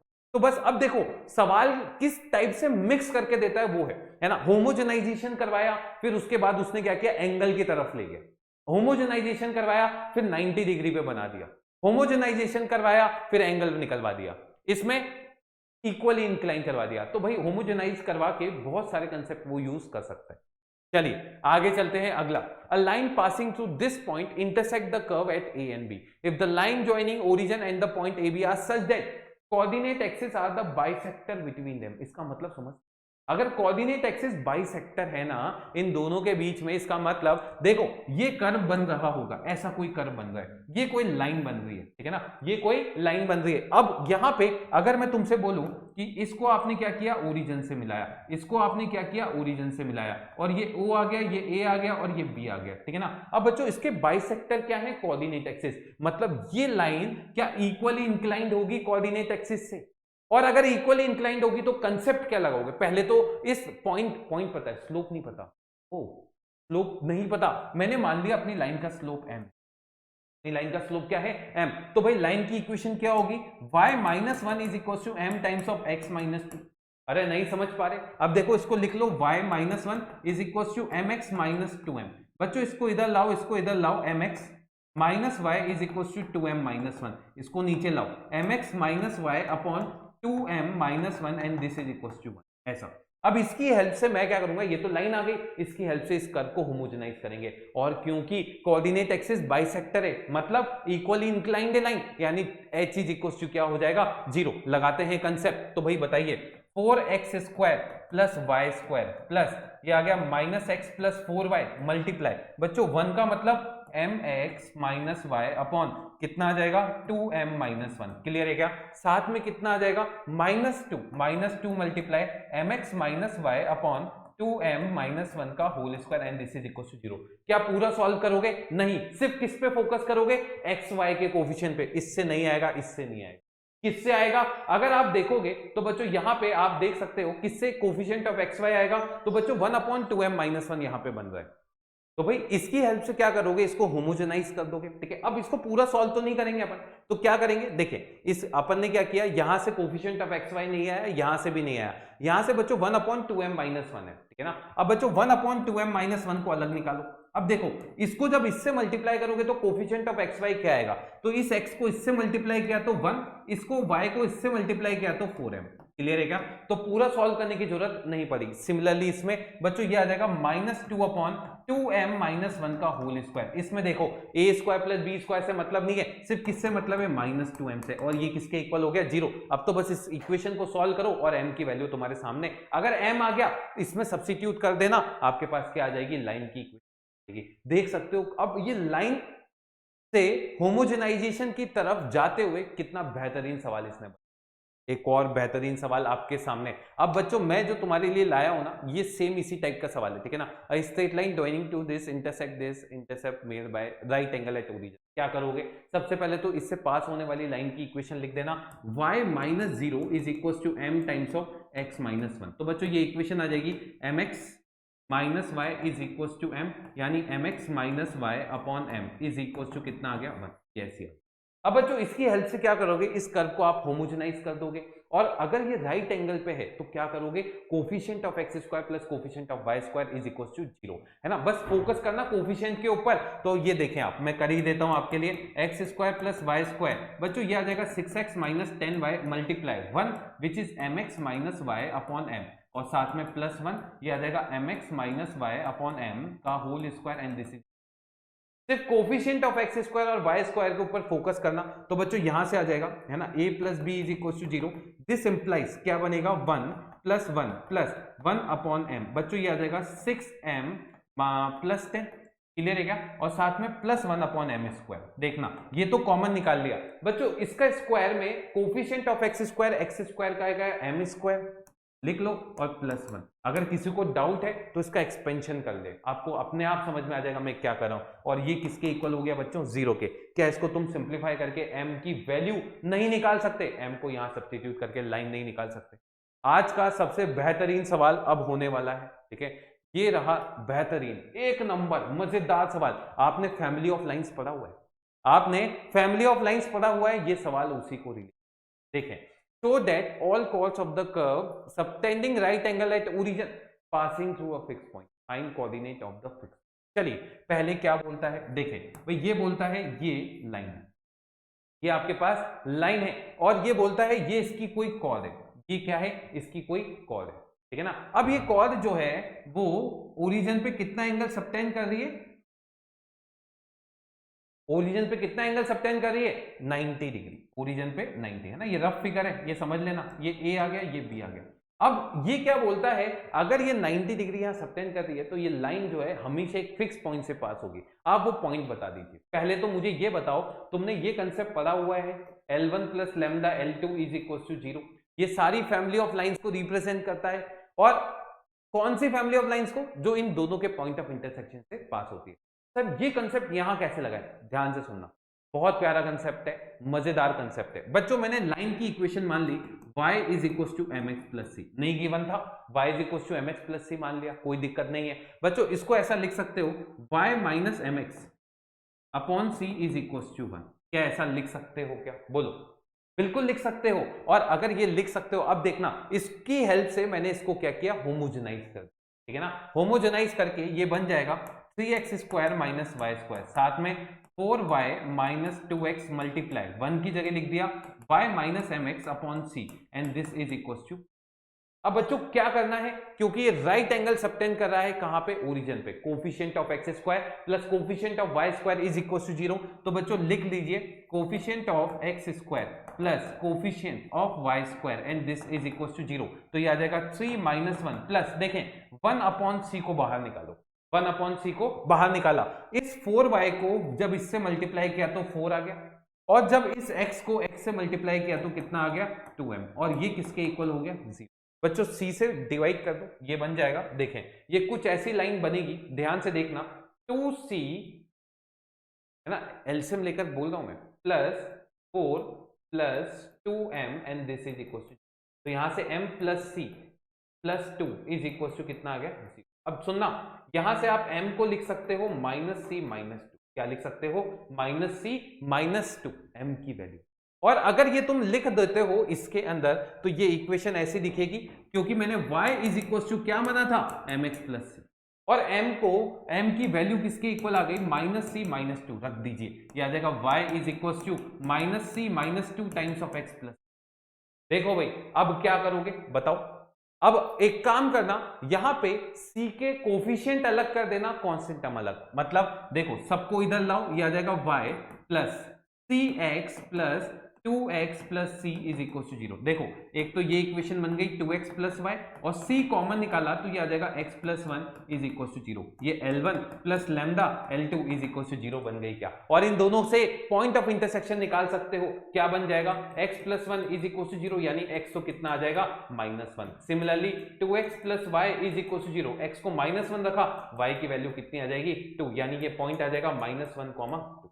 हाँ, मैं इतना बड़ा नहीं करता, मैं क्या करता सुनना, ये इतना बड़ा काम मुझे तो नहीं आता। मैंने क्या किया सुनना, ये लाइन आ गई ना, अब इससे मैं डायरेक्ट पॉइंट निकाल सकता हूं। कैसे? सुनना भाई, ये लाइन क्या थी? y is equal to mx plus c, ठीक है ना। इसको इधर लाके लिख दिया mx minus y plus c is equal to 0। देखो ये पहली लाइन हो गई और मेरी कंडीशन क्या आई बच्चों? ये कंडीशन है m plus c plus 2, m plus 2 plus c is equal to, देख लो ऐसी है। अब बच्चों यहां पे आप क्या करना, m और c की बहुत सारी वैल्यूज के लिए सेटिस्फाई होगा, तो भाई इनके कोफिशिएंट को कंपेयर कर लेना। इसका कोफिशिएंट बोलो x, इसका कोफिशिएंट बोलो 1, m का। सिमिलरली यहां पे c का कोफिशिएंट 1, 1, यहां पे -y/2। देख लो किसका कोफिशिएंट कंपेयर किया? Compare coefficient of m and c। क्यों? क्योंकि m और c में कंडीशन, तो यहां से देख सकते हो x किसके इक्वल आ गया 1 और y किसके इक्वल आ गया -2। ये अपन ने पूरा सॉल्व करके देखो इतना बड़ा किया था, है ना। और यहां से आपके पास क्या आ गया? डायरेक्ट आ गया। अब मैंने कुछ गलती करी है, वो मुझे बस देखने दो। गलती कहां करी है बताऊं? गलती बताऊं कहां पे की है? ये तो सही है। अरे यार ये देखो, ये माइनस आ गया, ये माइनस हो गया, है ना। ओवर हो गया क्या रौनक? नहीं, देखें क्या आ जाएगा? -1। क्लियर है क्या? मतलब 1 और -2 इसका फाइनल आंसर होगा, ठीक है। ये थोड़ी सी गलती हो गई थी, सी को इधर लाते हो माइनस साइन नहीं किया, क्योंकि इतना लंबा कैलकुलेशन कौन करेगा। तो आप हमेशा ये वाला मेथड यूज कर सकते हैं, आंसर बिल्कुल सही आएगा, ठीक है। क्या कीजिए, कंपेयर कर लीजिए कोफिशिएंट और इससे आप बिल्कुल निकाल सकते हैं, ठीक है ना। चलिए, तो इस सवाल को मुझे लगता है बेहतरीन एक अवार्ड देना चाहिए अपन को, ठीक है। तो उम्मीद करता हूं यार आज का लेक्चर आपको बहुत पसंद आया होगा। जितने होमवर्क मैंने आपको दिए हैं बिल्कुल करिएगा यार, ठीक है। बहुत मेहनत लगी है सारे सवाल को सेलेक्ट करने के में। अब सुनिएगा, पहली बात, जो इस लेक्चर में आपको लगता है कि सर ये और ऐड कर दीजिए, वो मैं ऐड कर दूंगा, आप मुझे कमेंट बॉक्स में बता दीजिएगा। दूसरी बात, जितने सवाल मैंने होमवर्क दिए हैं प्लीज उसको सॉल्व कीजिएगा, इससे आपकी कैलकुलेशन बिल्कुल फास्ट होगी। थोड़ी सी मुझ पर भरोसा करना, बिल्कुल फास्ट हो जाएगी, क्योंकि कुछ सवाल होते हैं जिनकी कैलकुलेशन बहुत लेंदी होती है। अगर आप खुद से करेंगे तो वो आप समझ जाएंगे कि भाई किस तरीके से अपन उसको सॉल्व करेंगे, ठीक है। चलिए, नेक्स्ट लेक्चर अपना सर्कल का होने वाला है। उसके लिए मैं सिर्फ तुम्हें 2-3 चीजें जो रिवाइज करने को बोलूंगा स्ट्रेट लाइन की, वो है किसी लाइन का स्लोप निकालना, और बस बिल्कुल बेसिक पैरेलल की क्या कंडीशन होती है, परपेंडिकुलर की क्या कंडीशन होती है, ठीक है। ये बिल्कुल बेसिक चीजें जो थोड़ी स्ट्रेट लाइन में यूज होगी, 2 पॉइंट के बीच में फॉर्मूला, ठीक है। ये चीजें, और बाकी बिल्कुल मजा आने वाला है आपको सर्कल्स में, ठीक है, जहां पे आप देखेंगे बिल्कुल वैरायटीज ऑफ मस्त सवाल, जिसमें अपन PYQs वगैरह भी इंक्लूड कर लेंगे, ठीक है। चलिए, तो आज का लेक्चर अगर आपको अच्छा लगा हो, ठीक है, तो भाई जरूर नीचे कमेंट बॉक्स में बताइएगा। बाकी और भी कैलकुलेशन अगर तुम्हें लगता है कि मुझे और करनी चाहिए तो वो भी बता देना, ठीक है। अगली बार से पूरी कैलकुलेशन कर देंगे, उसकी भी कोई दिक्कत नहीं है। और स्टे पॉजिटिव, स्टे मोटिवेटेड। मिलते हैं अपन अपने नेक्स्ट लेक्चर में, जहां पे सर्कल कराने का मुझे आपको मौका मिला है। बहुत ही बढ़िया ऑडियंस है ये, और मजा आएगा इसको करके। चलिए, बाय, टेक केयर। बताना जरूर कि कैसा लगा lecture. Bye, take care guys.